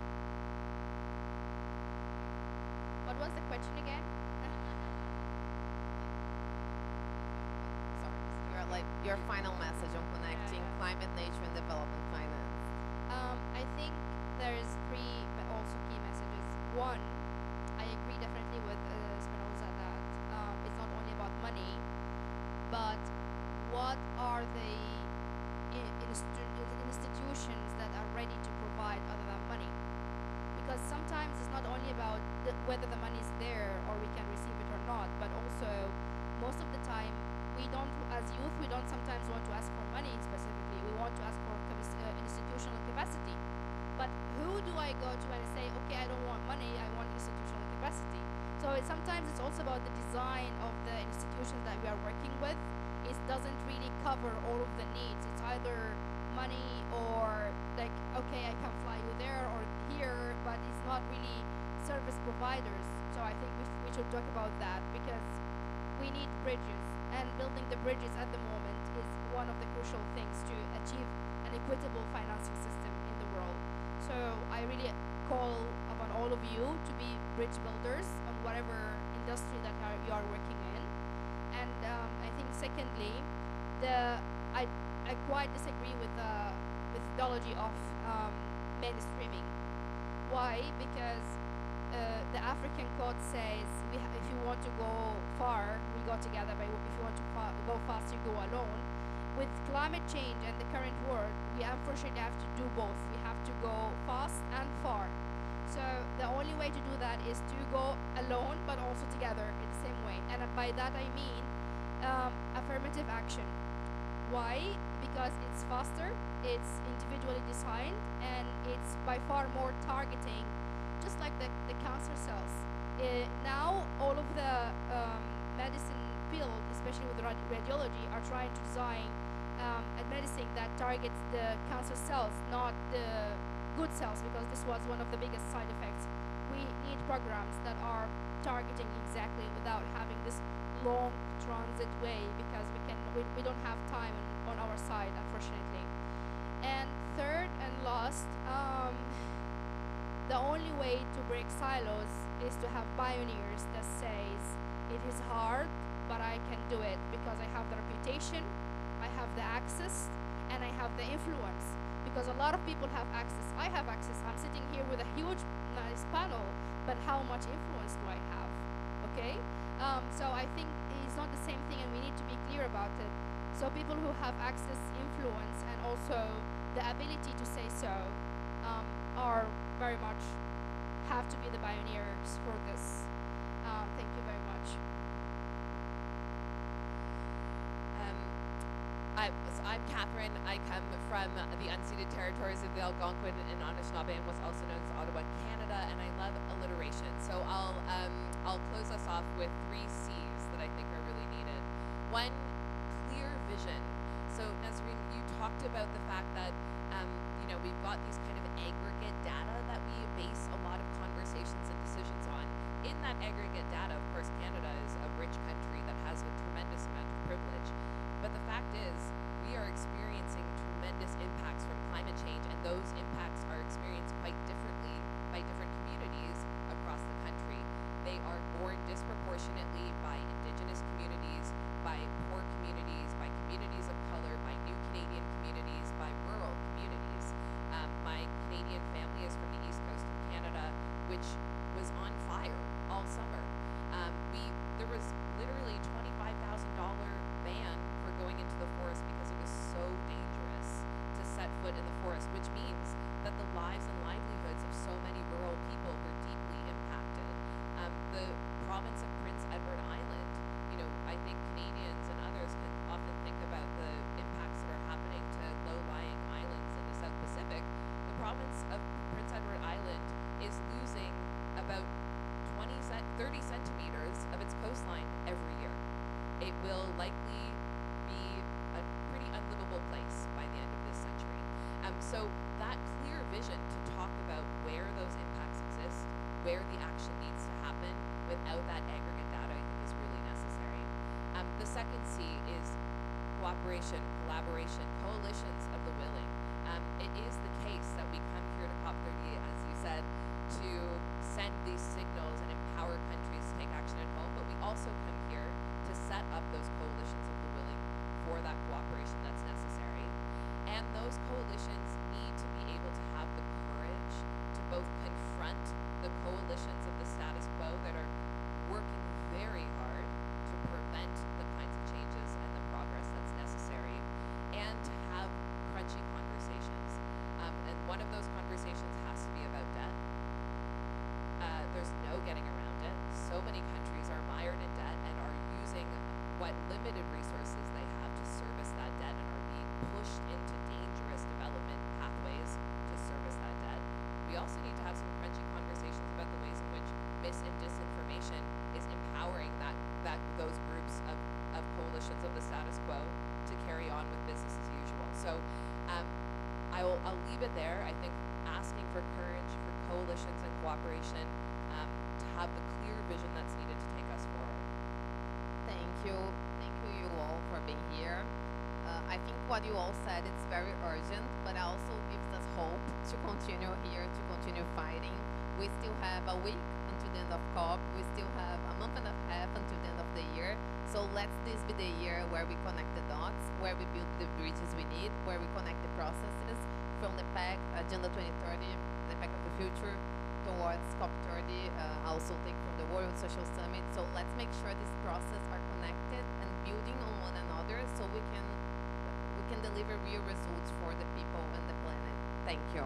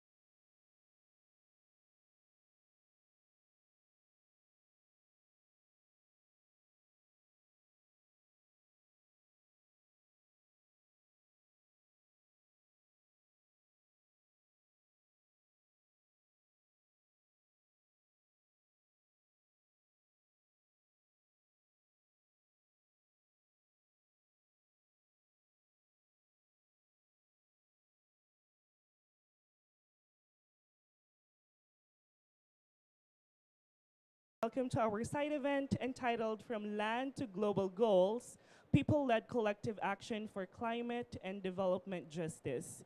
So this is co-organized by the Indigenous Peoples Major Group for Sustainable Development, Tubtuba Foundation, the International Center for Policy Research and Education, and the Asia Pacific Regional CSO Engagement Mechanism and the ELATIA Network or Consortium. So for today, we have speakers coming from different countries and different networks who will be sharing more of their people-led initiatives and collective action to strengthen climate justice as well as development justice. So we might have not known about the siloing that the UN and the states are doing, but it's very evident that countries are siloing processes. So if they are talking about development, we will just be speaking about development in New York. And if we want to talk about human rights, they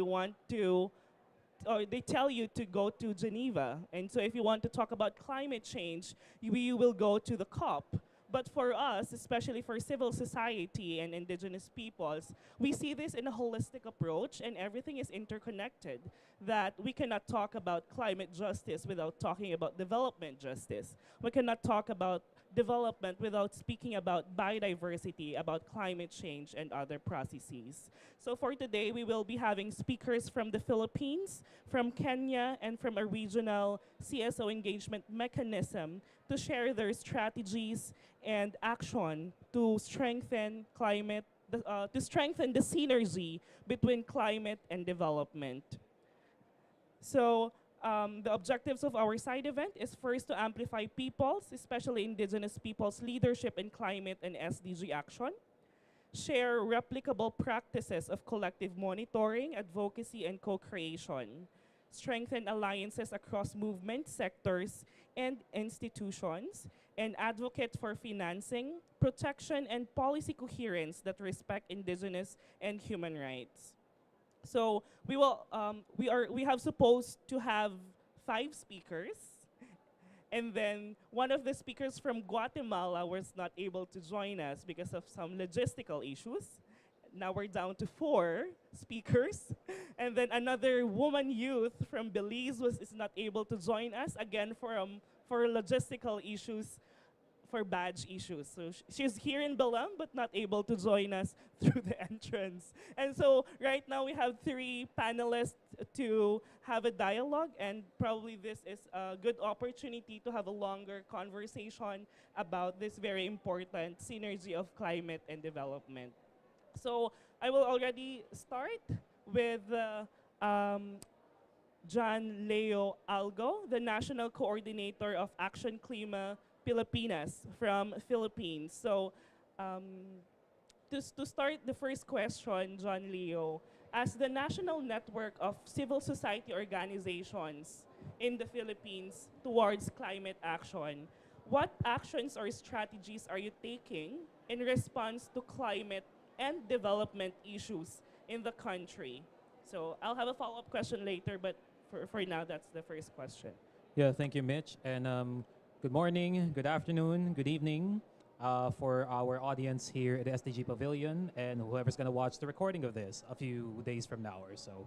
So yeah, I am J.L. Algo, National Coordinator of Action Klima Pilipinas, the Philippines' leading civil society network on climate action.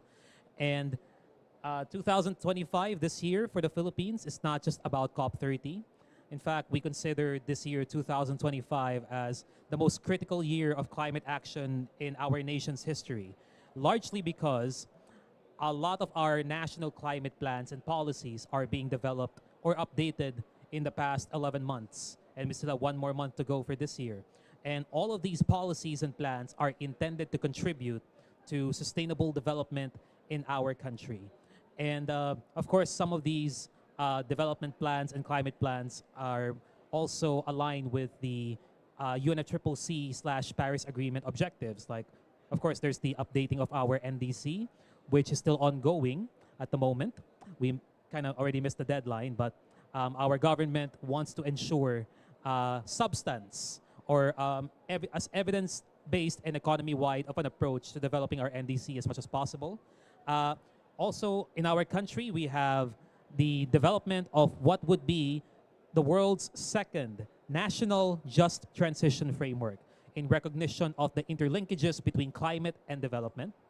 And there are plenty of other examples, including, for example, development of a blue carbon action roadmap to take care of our country's mangroves, seagrasses, and other manifestations of blue carbon. So there's plenty of examples that I can mention.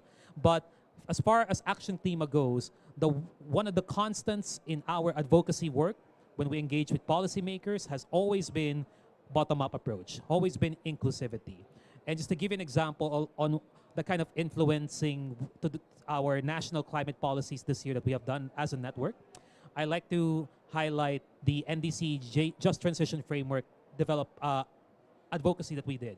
So learning from the lessons from 4 years ago when our country developed our NDC, it's relatively ambitious. Our first NDC compared to the rest of the field, it's a 75% mitigation target by 2030, albeit highly conditional, of course, because our country is one of the most vulnerable.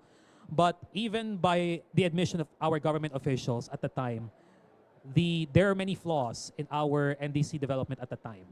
And they mentioned on record that one of these, for example, is that the social dimension was not accounted for. It was mostly technical, really focused on generating figures. So that's the lesson that we want to avoid. If we really want to have the kind of climate and development targets that Filipinos, who are among the most vulnerable peoples in the world, including indigenous peoples as well, must account for. So for us in AK, what we did, we got ahead of the curve. We started doing our own nationwide consultations. So we have, of course, budgetary challenges, but we traveled all around the Philippines. We conducted several sectoral focus group discussions and consultations on both the NDC and Just Transition Framework development, because in our government's philosophy, both of those frameworks are basically two halves of the same circle. So we consulted different sectors, children and youth. We had one for those working on forestry.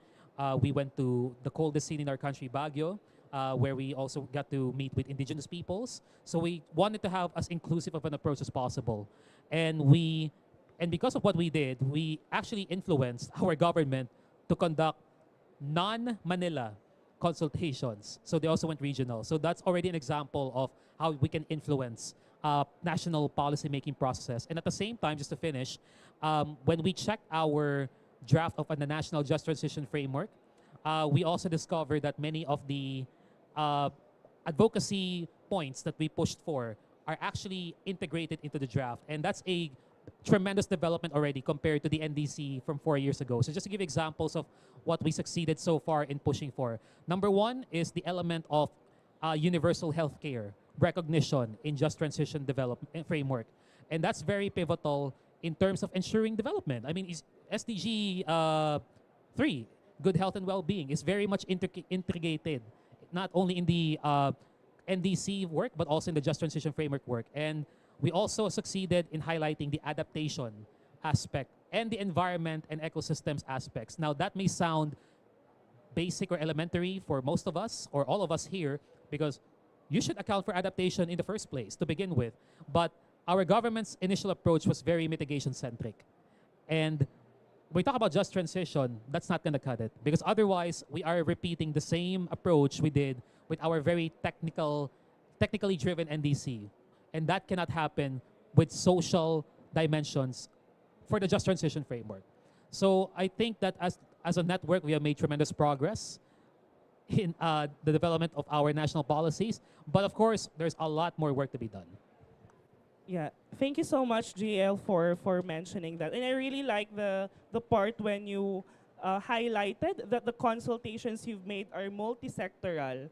I think Ajay can come in later about that. But just a follow-up question on that. What is really the importance of having a multi-sectoral consultations and not doing the consultations in the capital, because that's also one of our highlights every time we go, that state initiative or state-led initiative consultations always happen in the capital. And so communities, indigenous peoples are not able to voice out their concerns. And to mind you, we are more than 7,000 islands. And so how can these rural communities join the conversation in the capital? So probably just a reflection on that.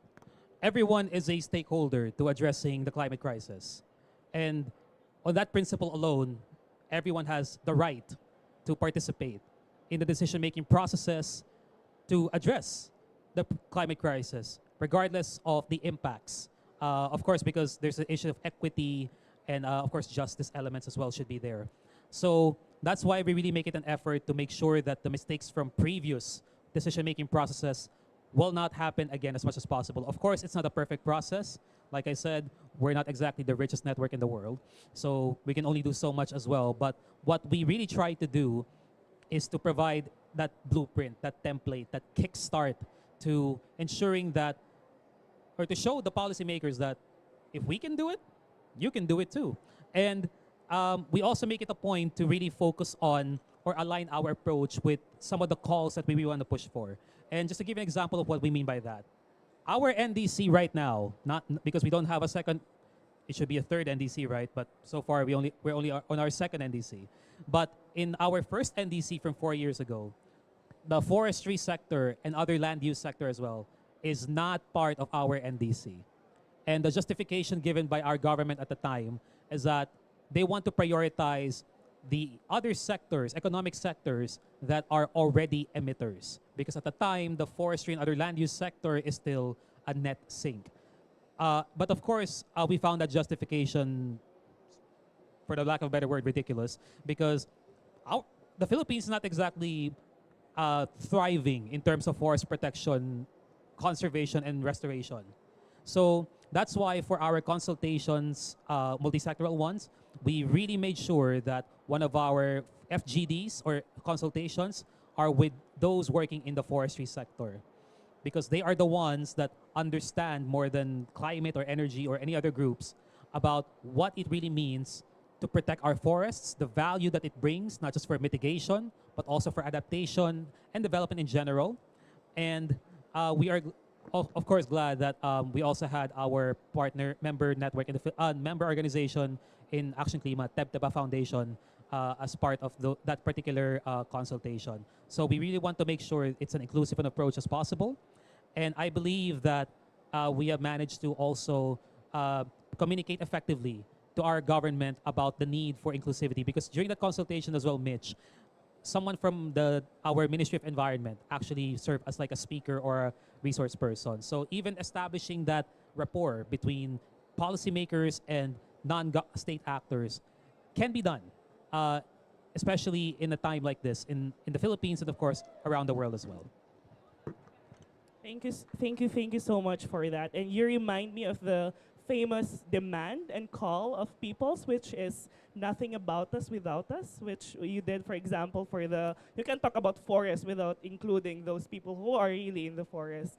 And questioning also the government that they are supposed to be doing that, not your network, not the coordination network. Speaking of what the government should do, I will go now to Kenya.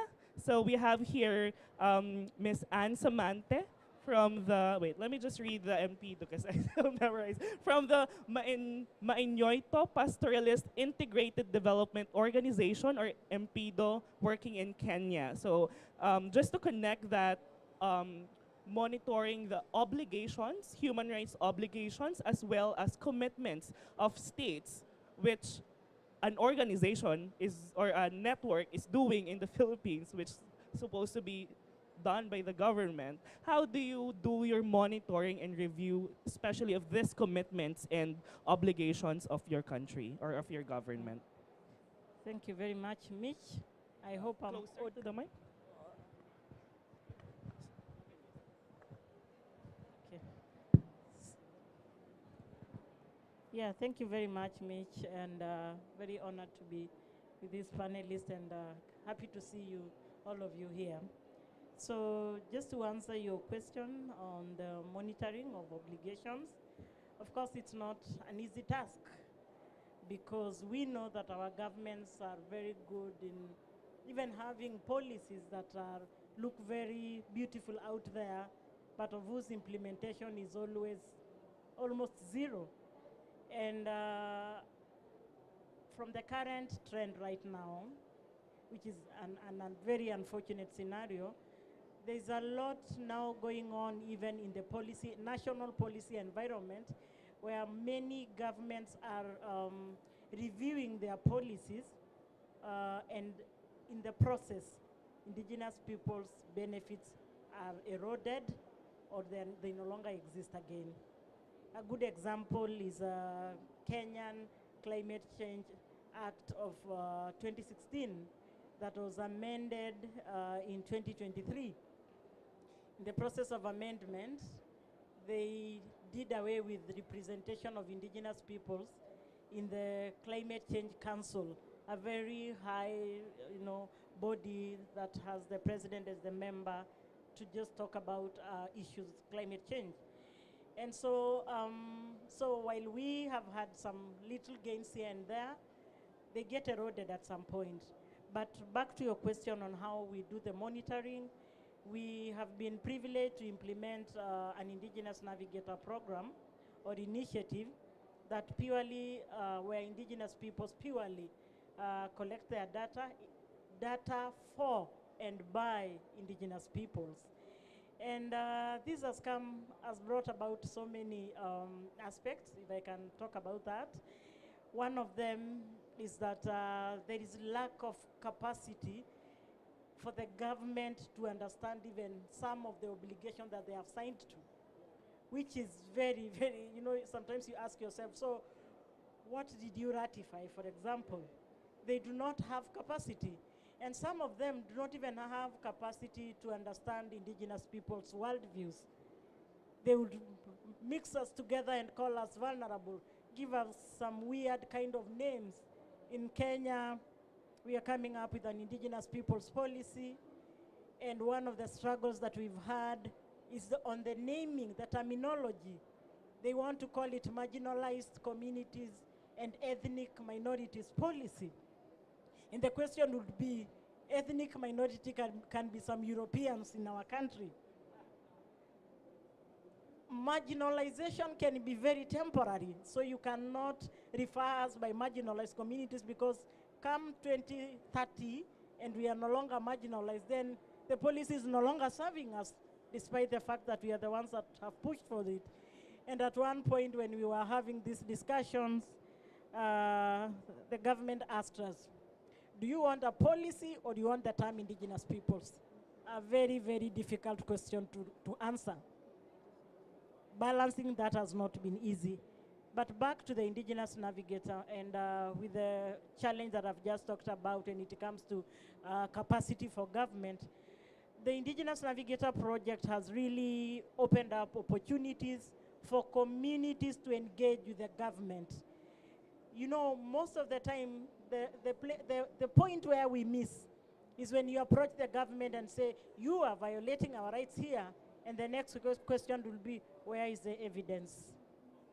Where was that documented?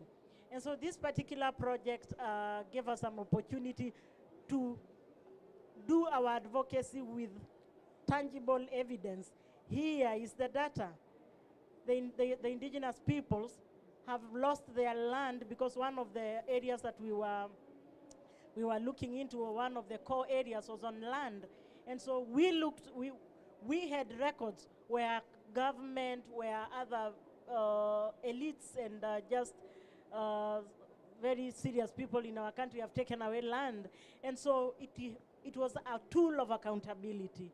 And so that gave us an opportunity to really negotiate with the government, not just negotiate, just have a discussion with evidence. And that helped us to monitor even the Kenya's Community Land Act of 2016 that ideally is a tool to help secure the community land rights. But with the information that we got from during the monitoring process, it became clear that communities are actually losing land. the security of land tenure was getting very unstable for these communities. So one way of doing it is just making sure that you have the data, making sure that capacity building is not one direction. Capacity building is for both our communities, because another thing we noted is that sometimes we have very good provisions out there.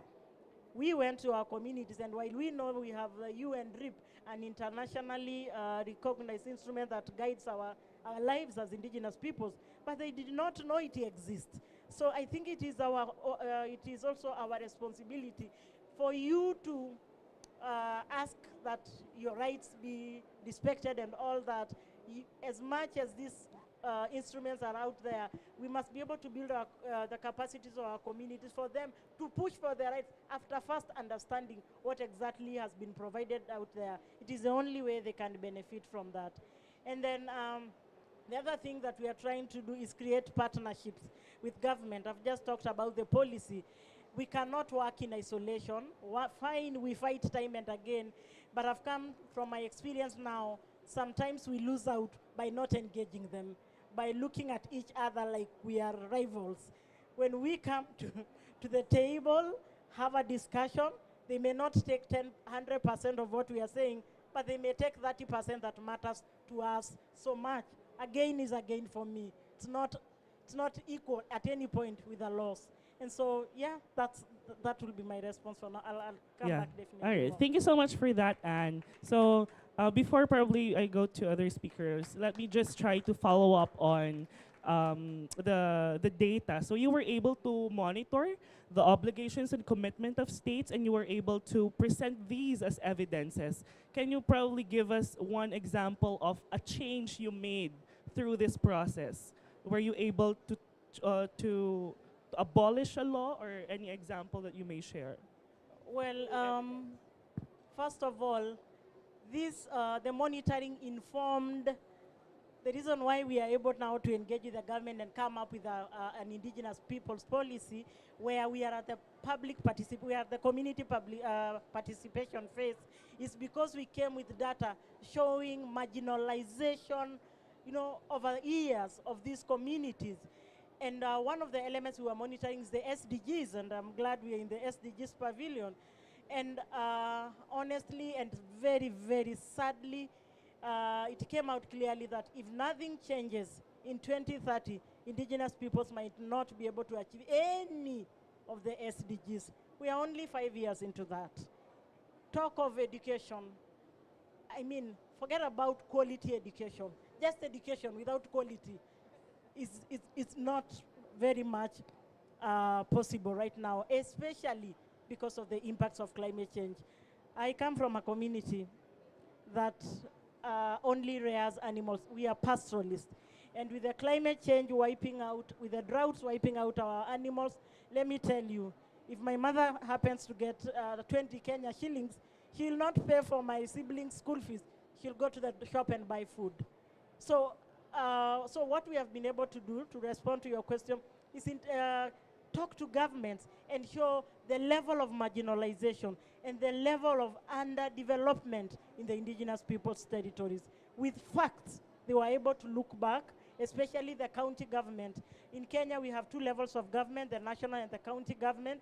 We were able to lobby the county government and even got into memorandum of understanding on how some of these basic services can be made available for indigenous peoples in our communities. And this has already started, especially after signing of the memorandum of understanding. Yeah. Thank you so much, Anne, for giving such example, especially in the context of Kenya. And I think you really opened a lot of different worlds in your speech. Number one is the human rights obligations of states. You mentioned about ratification, that the understanding of states on what they ratified might be low, or at some point they do not know what they ratified even, or what commitments are under or obligations are under those human rights mechanisms. And another world you open is about data sovereignty and data governance, that indigenous peoples have the capacity to collect, to analyze, and monitor, and use these data as evidence to advocate for the rights of indigenous peoples. So thank you so much for that. I will go back to you in a bit. I will go first to Ajay. So Ajay is the co-chair, one of the co-chairs of the Asia Pacific Regional CSO Engagement Mechanism, and he will try to summarize what APRSM is in a bit. And but my question to you, Ajay, is the role of this regional mechanisms in consolidating these kinds of issues, strategies, climate action, development action, and how do you put this forward to the spaces that APRSM are engaging at? Ajay? Thank you so much, and very pleased to be here. I represent Asia Pacific Regional CSOs Engagement Mechanism. It's a platform of more than 600 organizations from all over Asia and the Pacific. It was set up in the run-up to Rio Plus 20 meeting, which happened in 2012. So for the last 13 years, we have been working on the. It started as an effort to strengthen conversations on sustainable development and sustainable development goals. But now we work on a wide spectrum of areas which intersect development, rights, and sustainability. So it's a platform of more than 600 organizations. We are organized in 17 thematic constituencies, which goes far beyond UN's 9 major groups. We have, in addition, we have aging and elderly. We have communities affected by conflict and disaster. We have communities affected by HIV and AIDS.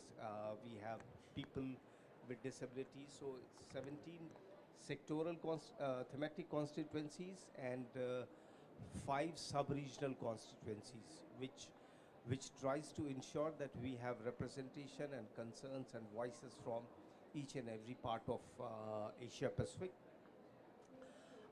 Asia Pacific is essentially a pro-people, pro-planet, and pro-grassroots organization network, and it is essentially an anti-militarist, anti-capitalist, and anti-imperialist platform. And one of the main, theory of change that all of us try to believe in and practice is development justice.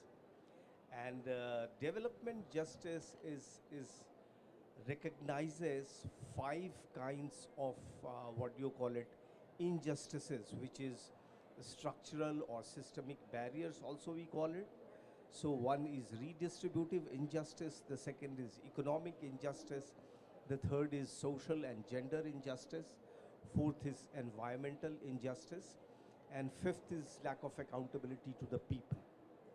So, and when we remove injustices from all these injustices, that becomes our 5 transformative shift of redistributive justice, economic justice, environmental justice, social justice, gender justice, and accountability to the people.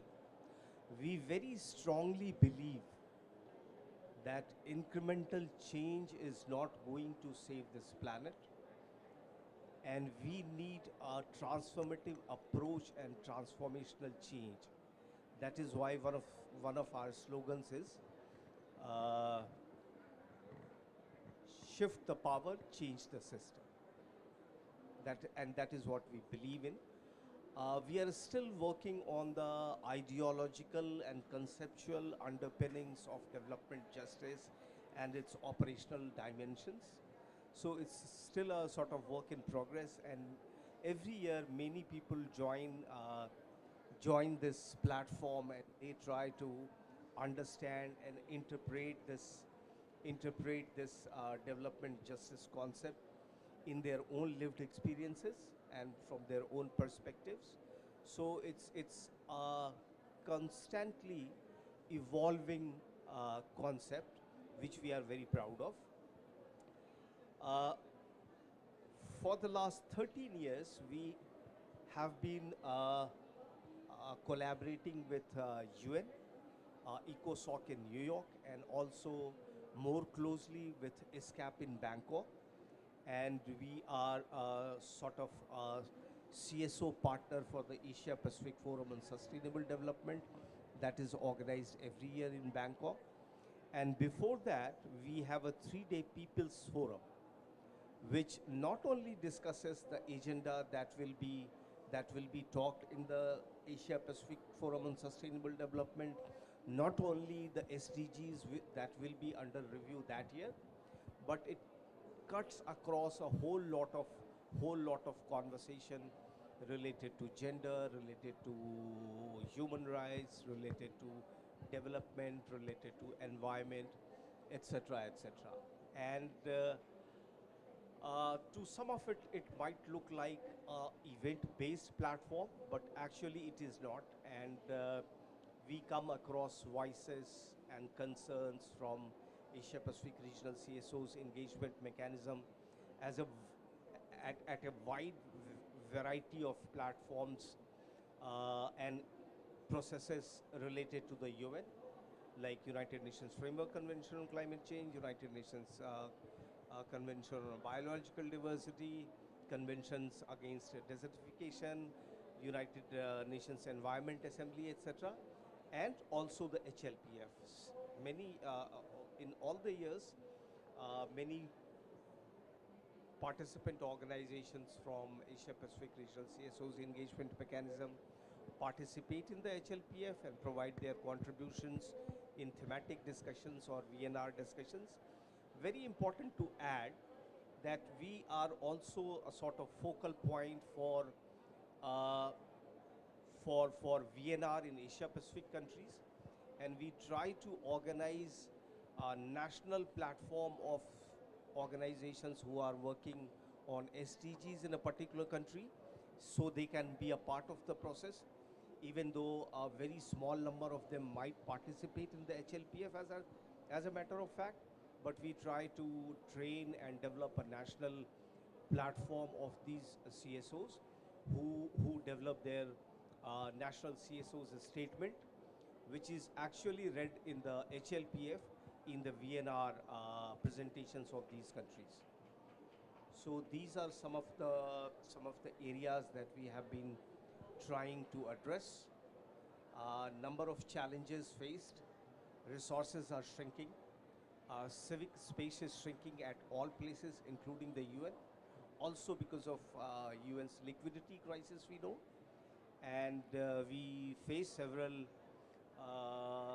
what do you call it, for the better word, insensitive questions also from the member states.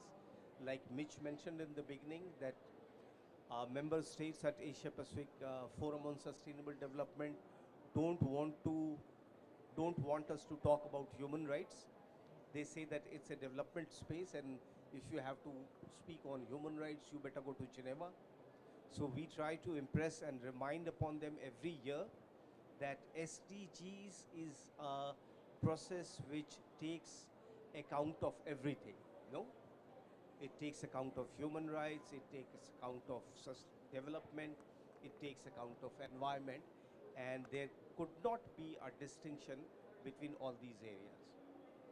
So this is what APRSM mainly does. Thank you so much, Ajay, for those powerful and information. And I just want to highlight on the SDGs are anchored in the human rights obligations of countries. So when the indicators and targets for the SDGs are being made, it is actually they are looking at this international human rights mechanisms as basis. They did not put this from nothing. They base it from the international human rights mechanism. So thank you for highlighting that. But before I go to other speakers again, thank you for sharing APRSM. But a question on a personal note. You mentioned earlier about the siloing. I think I asked this in one of the side events, and Joanne answered it, and you were not able to. So how do you feel about this siloing of UN as well as countries on these processes? So you've been into UNEA, you've been into COPs, you've been into high-level political forum, and as you may know, they are again siloing different processes within the SDGs. Now we have UN Water Conference, we have Oceans Conference, so they are putting this in different arenas. So probably a reflection on that. No, some kind of differentiation is important to deeply explore an SDG or a topic. And UN Ocean Conference, in that sense, serves a better purpose. I mean, HLPF, you have a 2-hour thematic discussion, and that is not sufficient to explore all the dimensions and angles of a particular issue or a particular SDG. So in that sense, I think it's okay. But talking about siloed nature of climate, biodiversity, desertification, SDGs, justified in the sense, to some extent, in a sense that you need to have a specialized team to address and deal with these issues. But it goes far beyond that. If you look at national levels also, they have a separate team for climate and SDGs. We understand that you need to put specialized people at those places who understand the issues. But many times we feel that these silos are created more because it comes in a top-down approach rather than in a bottoms-up approach. If you look at the communities, SDG, environment, climate, desertification, these issues are interlinked and interconnected. So SDGs try to interlink these issues to some extent, but then again their reliance is more on the specific processes. For example, on climate, SDG will not talk about anything. It will completely depend on the outcomes that come from UNFCCC COPs. No? So in that sense, it is siloed. And these structures from the top to the down replicate these silos. Even at the block level, you will see that somebody else is responsible for SDGs and somebody else is responsible for climate. There is a forest department which is responsible for forest, but that has not served a good purpose for the people, I would say. Thank you so much for that, I Ajay. also just Sure. wanted to add two substantive point if there is time later. Okay, I will go back to you on that. So before I open the floor for questions and reflections, I'll just go back to two of our country speakers. But before that, because you mentioned about Oceans Conference, one of our speakers supposed to be here will talk about ocean conservation in Belize and the reflection of indigenous peoples in the recently concluded UN Ocean Conference. So, but she was not able to, but I'm just trying to share that probably one of the positions of the IPMG in the Ocean Conference is the support for a call for a moratorium on deep sea mining. So I'm just putting that into the table and conversation. So I'll go back to both of the country speakers from the Philippines, again, as the leading network of civil society organizations in the Philippines working on climate action. Probably a reflection on and strategy on how we can capacitate both the people and the government about the synergy of climate and development. That we cannot talk about climate or development without talking about the other. So probably on your recommendations on this synergizing climate and development justice. Oh boy, that's a difficult question to answer. But in terms of that particular aspect of capacity building, it really depends on the context of the country, how you can say the progress that they have achieved in climate action or sustainable development achievement, for example. So in the Philippines at the moment, what we are trying to do really more of in terms of capacity building is to start off by awareness raising and understanding. Because at the moment, in the Philippines, a lot of our countrymen are increasingly becoming affected, even more so by all sorts of climate extremes. You want to talk about typhoons, droughts, sea level rise, you name it, they've experienced it probably in just the last 2 years. We're not even talking about Super Typhoon Haiyan, that was now 12 years old this month. And they are familiar with how the impacts of climate change now are on their lives because of how frequently these storms and other climate extremes are hitting them. Because the problem now is, okay, they are familiar with the impacts, but they're not familiar so much with the indirect impacts, those long-term impacts outside of the extreme weather events. So when we talk about climate change to communities, for example, none of them is gonna care about greenhouse gas emissions or anything like that. The first thing that communities are gonna ask is, how does that affect our ability to eat 3 meals a day? How does that affect our ability to have a consistent, stable supply of potable water, or our livelihoods, or the education of our children, aka the SDGs, basically. So that is how we are trying to frame our communications to communities, even more. The government's a different approach, of course, but for communities, we really anchor it on what their concerns and interests are, because that's your starting point. And in terms of the government, in terms of the communicating on climate change, for the most part, our government agencies are more or less familiar with climate change issues. I think what is starting to lack a little bit is, number one, on coordination, not just between sectors, but even within sectors. And in the government, that's what they're trying to figure out as well. Of course, there's some progress made, as hard as that is to believe, but there's actually some progress in terms of intergovernmental coordination. They've set up this particular structure where certain agencies will focus on this, certain agencies will focus on loss and damage, on adaptation. Like, there's this very detailed structure. But of course, implementation is a different story, because no matter how well a government planned interagency coordination structure is, it still depends on a lot of other factors. The power dynamics, who gets the most budget in the national budget every year, especially on the climate side. So there are all of these factors that still must be considered. So for us, when we engage with the government, because of course, when we want, for example, though, if we want to propose, let's say, a climate solution, loss and damage, just go to loss and damage. But the first thing the government's gonna ask is, where do we get money, right?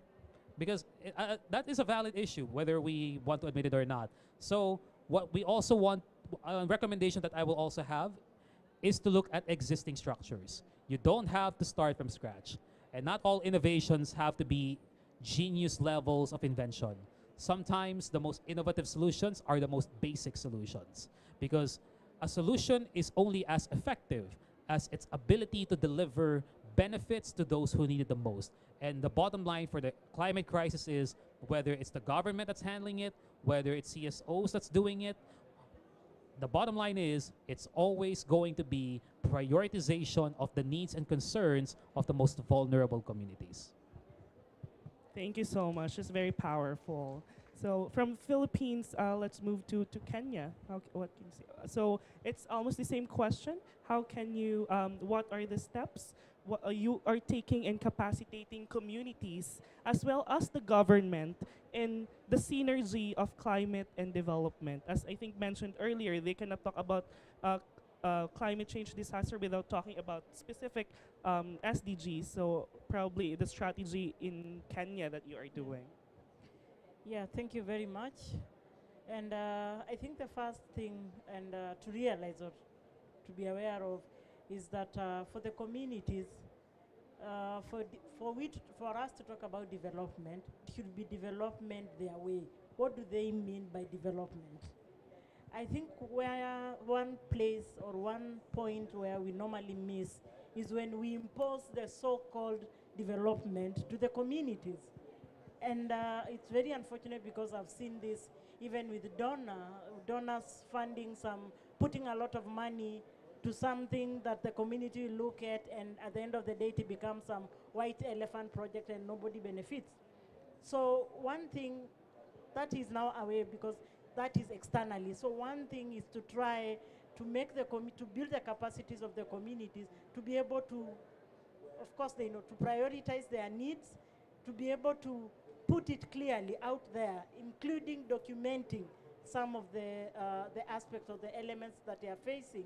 And by doing that, like I talked about initially, this will help now us to have the dialogue that I talked about with the government.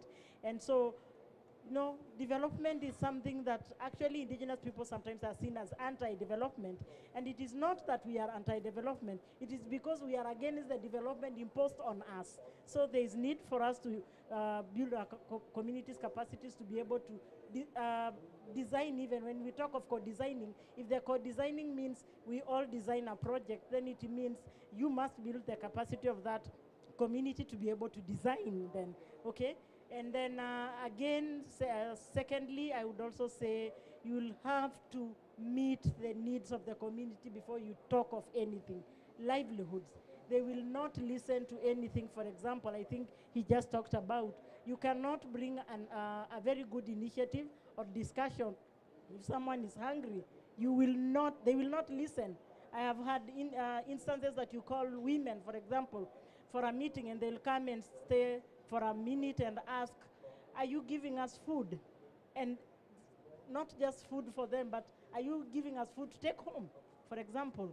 And so I think there is need to address those very, initial needs of the communities first before we talk of anything else. And when we connect this with climate, and as I said earlier, climate is driving all the challenges the communities are facing right now. Climate change, that is.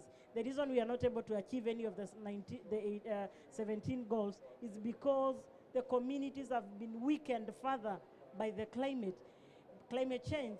And sometimes when I look at these three Rio Convention, UNFCCC, UNCCD, and UNCBD, one is leading to another and another and another. And so we cannot dare to have discussion in silos. We must come together and have discussions together, because at the end of the day, they are all affecting each other, and we do not have a particular, being intentional about not working in silos, but working together. Then again, even the results of one, as much as we will integrate them in our national policies, if one looks one thing at like it's not so much of importance, then it means even if you take it to the national government, then nothing much will be of success to the communities. So again, thirdly, when we talk of capacity building for the governments, there is a gap when it comes to government, anything to do with climate. Remember, most of the government offices are highly political. So sometimes, they will bring anyone on board that don't necessarily have the skills. I've seen people be moved from one end to another, and then when you find someone that was in charge of climate change in one of the government institutions, tomorrow you find someone that doesn't completely have an idea of what is happening. And so I think there is need also to build the capacity of the government to be able to know that for some of these, like now climate being the global crisis, climate change being a global crisis, there is need that we try to make sure that whatever information that is there is also well kept in a way that when one person leaves the office, at least somebody else is able to pick up and continue.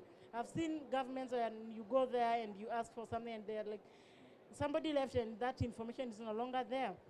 And so there is also need to make sure that the government understands, as I said earlier, the world views of indigenous peoples, that we are not just any other group, that we have our own special rights, that we have our own special needs, very special to us, that we cannot be handled like any other group.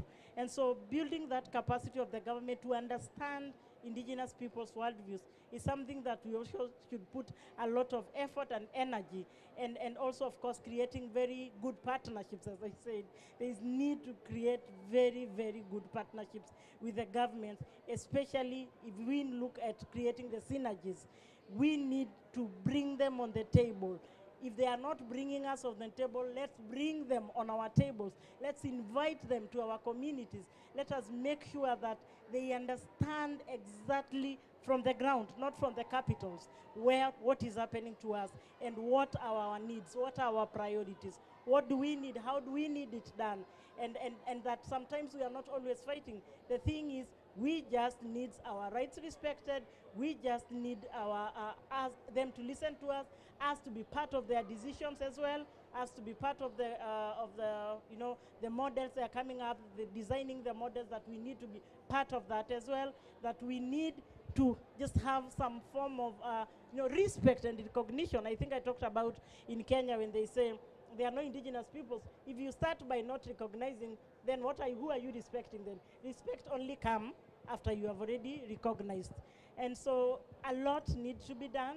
And again, sometimes I feel like we put a lot of energy on the global spaces, but we do not put a lot of energy when it comes to making sure that whatever outcomes comes out of these spaces get into the national level, and also having indigenous people like the NDCs he talked about.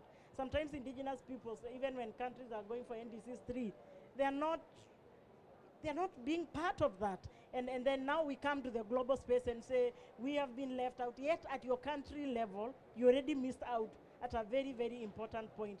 So there is really need to try and reduce the gap between the communities and the governments. All right, thank you so much for that, Anne. And thank you for also highlighting the Tubtubas framework that we are working on is an Indigenous people self-determined development framework. So we have around 5 minutes left. If there is any reflection or comments from the audience for a minute. Yeah, okay, and then I will go back to Ajay for his 2 points and then closing. But you have the floor, please. I'm Brazilian. I'm from Brazilian. I know speak English, my so. I speak Spanish very good. I'm Flávio Lino. My name is Flávio Lino. I'm Secretary Executive of the Movimento Nacional Homeless People in Brazil. As big movement in Latin America, is necessary a new SDG and homeless people.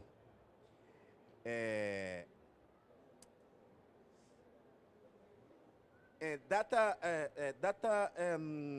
creation is a new SDG, a global peoples. In G20 block, temos, como é que se fala? Em G20, há 6 million people homeless. And it's na preoccupation. Brazil, for 358 mil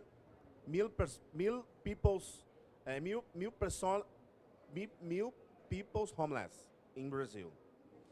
As great great desigualdade. As a new SDG for homeless people. Advance, big advance, and next population. Assim, resumindo, my English is iniciante, mas o que eu posso dizer é que precisamos de novo ODS para a população em situação de rua a nível global. Muito obrigado. Thank you.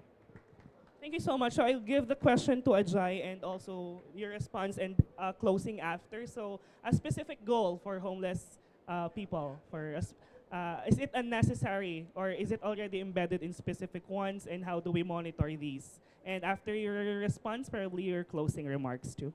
Yeah, I think it's a very important issue, and but I don't know whether it will be addressed by having another separate goal. Because looking at the status of the SDGs, I believe we see in our communities, many of the communities have already given up on the SDGs. And many of us, we initially believed that it's a very politically ambitious agenda. But looking at the status, it turns out that it's a pretty ordinary agenda. No? Governments are anyways supposed to provide food, water, electricity, health services, infrastructure, clean water, clean air to people. So we have not yet seen the ambition in the SDGs being delivered. So I don't know how much having a separate goal on the homeless people will serve the purpose, but our heart goes out to homeless people. And I think it's a misnomer also. Lot of people put a lot of stress on the data and saying that what can be measured, what gets measured gets done. But in the climate space, we see that we, at least for the last 60 years, we know that GHG emissions have to be reduced to reduce the rise in temperature and prevent people from disastrous impacts of climate change. But is that happening? For the last 10 years, we know that we need to reduce GHG emissions by 57% by 2035, but the result is that we are only going to reduce emissions by 15% by 2035. Last two very important points which the title of the event reminded me, land, is about, I just wanted to share with all of you, there is a recent land gap report which says that countries who have provided NDCs have so much relied on land for carbon sequestration and neutralizing CO2 that they require more than 1 billion hectares of land. 1 billion hectare of land is more than total area of United States of America and more than 3 times area of my country, India, which is a big country, 283 million hectares. So these land will be from where will this land come? This land will come from indigenous people. This land will come from local communities. This land will come from farmers. So there is a need to be aware of that and resist that wherever you can do. I think I will stop here because time. All right, thank you so much. And yeah, we might have extended a few minutes, but the next event is in a few minutes too. So thank you so much to our speakers and to all those audience who came in for our event today. And thank you so much for your question. And you can reach some of our speakers after the event. So thank you so much. Have a great afternoon and congratulate ourselves for finishing the first week of COP. And congratulations for us for here in Belém for 2 weeks now. Anyway, have a great afternoon and see you around. Thank you. Can I have a photo?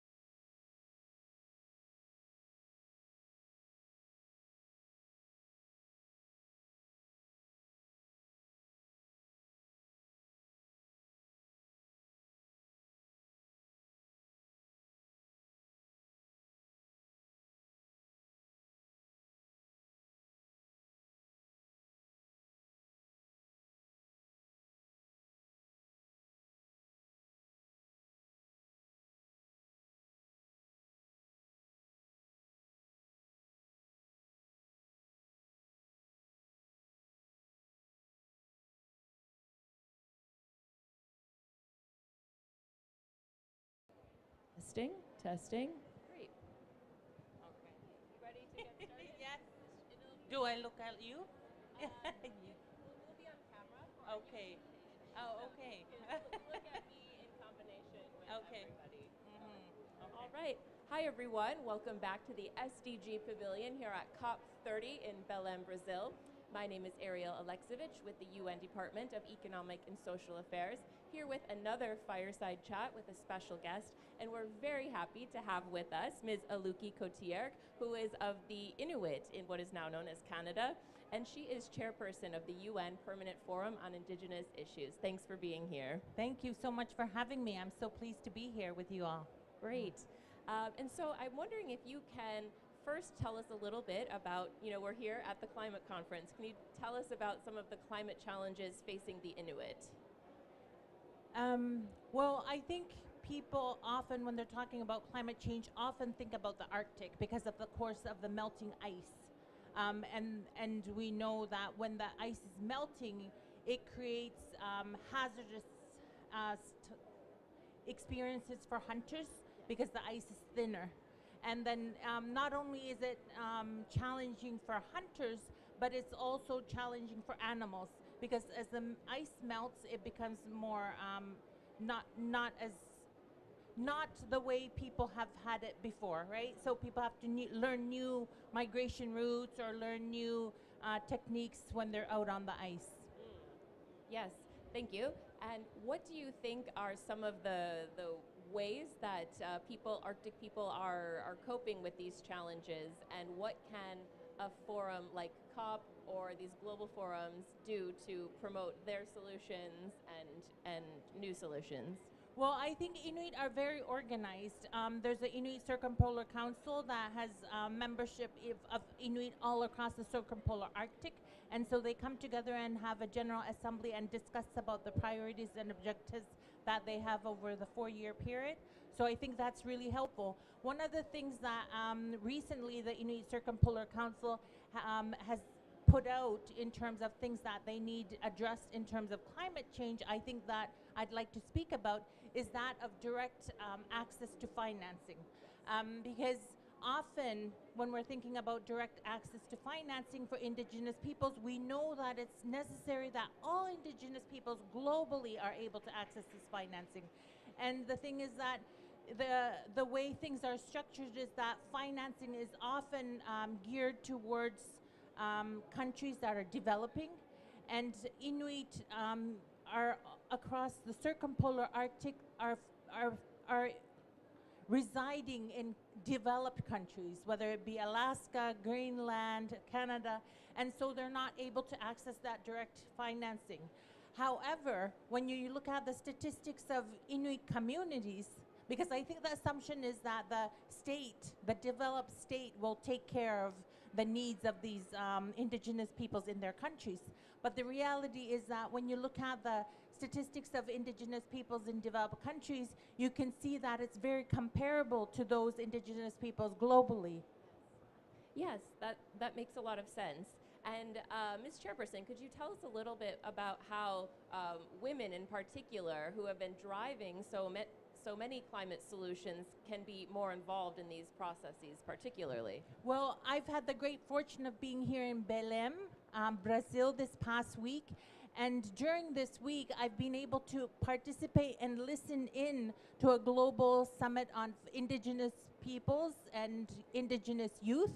And so over a 2-day period, it was incredible. Indigenous women and youth from all 7 social cultural regions came together and were able to come out with a statement in 2 days. And so I think there's a great richness that Indigenous women and youth can provide to the discussion on climate change.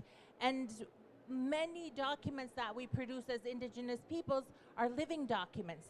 So over time, this document that was produced at this global summit will be enriched and continue to capture thoughts and views and priorities of Indigenous women.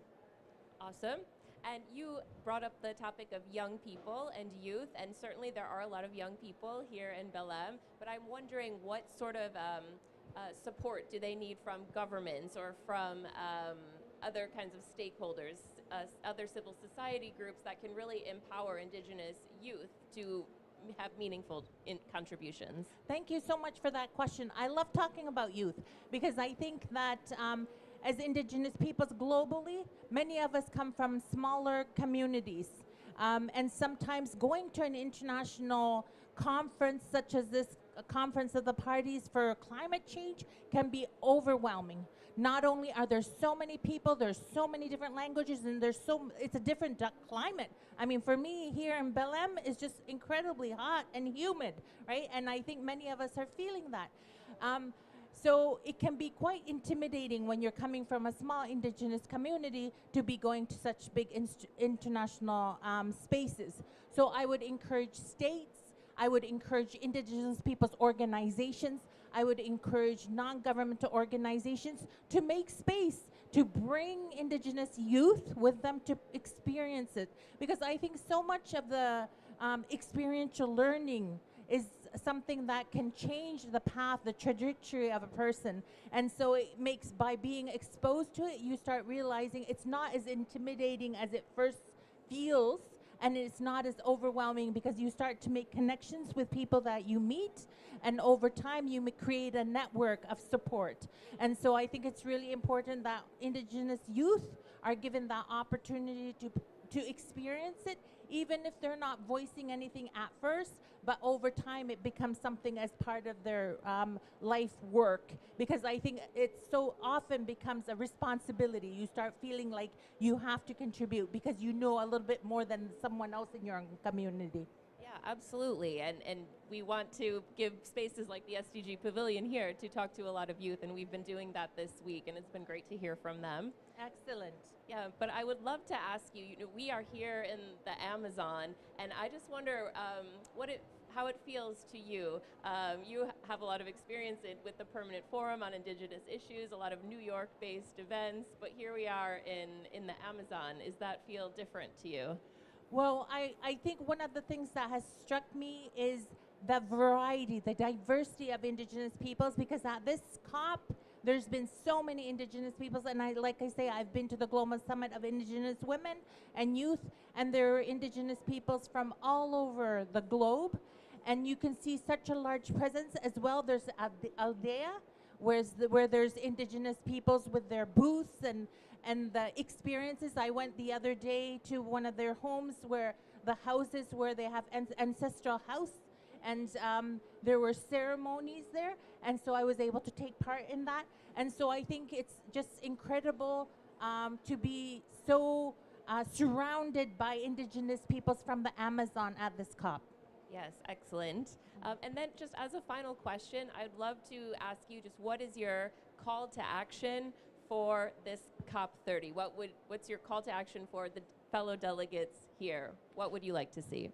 So I've been really inspired by the voice of Indigenous peoples, and I think it's been amplified at this COP. So I know that Indigenous peoples at different panels that I've been at have said, hear us. We can't have a dialogue where our voices are not heard. So I think that would be my call to action. Listen, find out what Indigenous peoples are saying, and figure out how you can help incorporate that into the action that you'll be taking. Thank you so much, Ms. Chairperson, and I hope that everyone watching there listens to Indigenous people. Watch this, share this interview, and keep tuning in for more content from the SDG Pavilion and all of the Indigenous programming happening at the COP. Thank you so much. Thank you so much. Kuya naming. Thank you so much.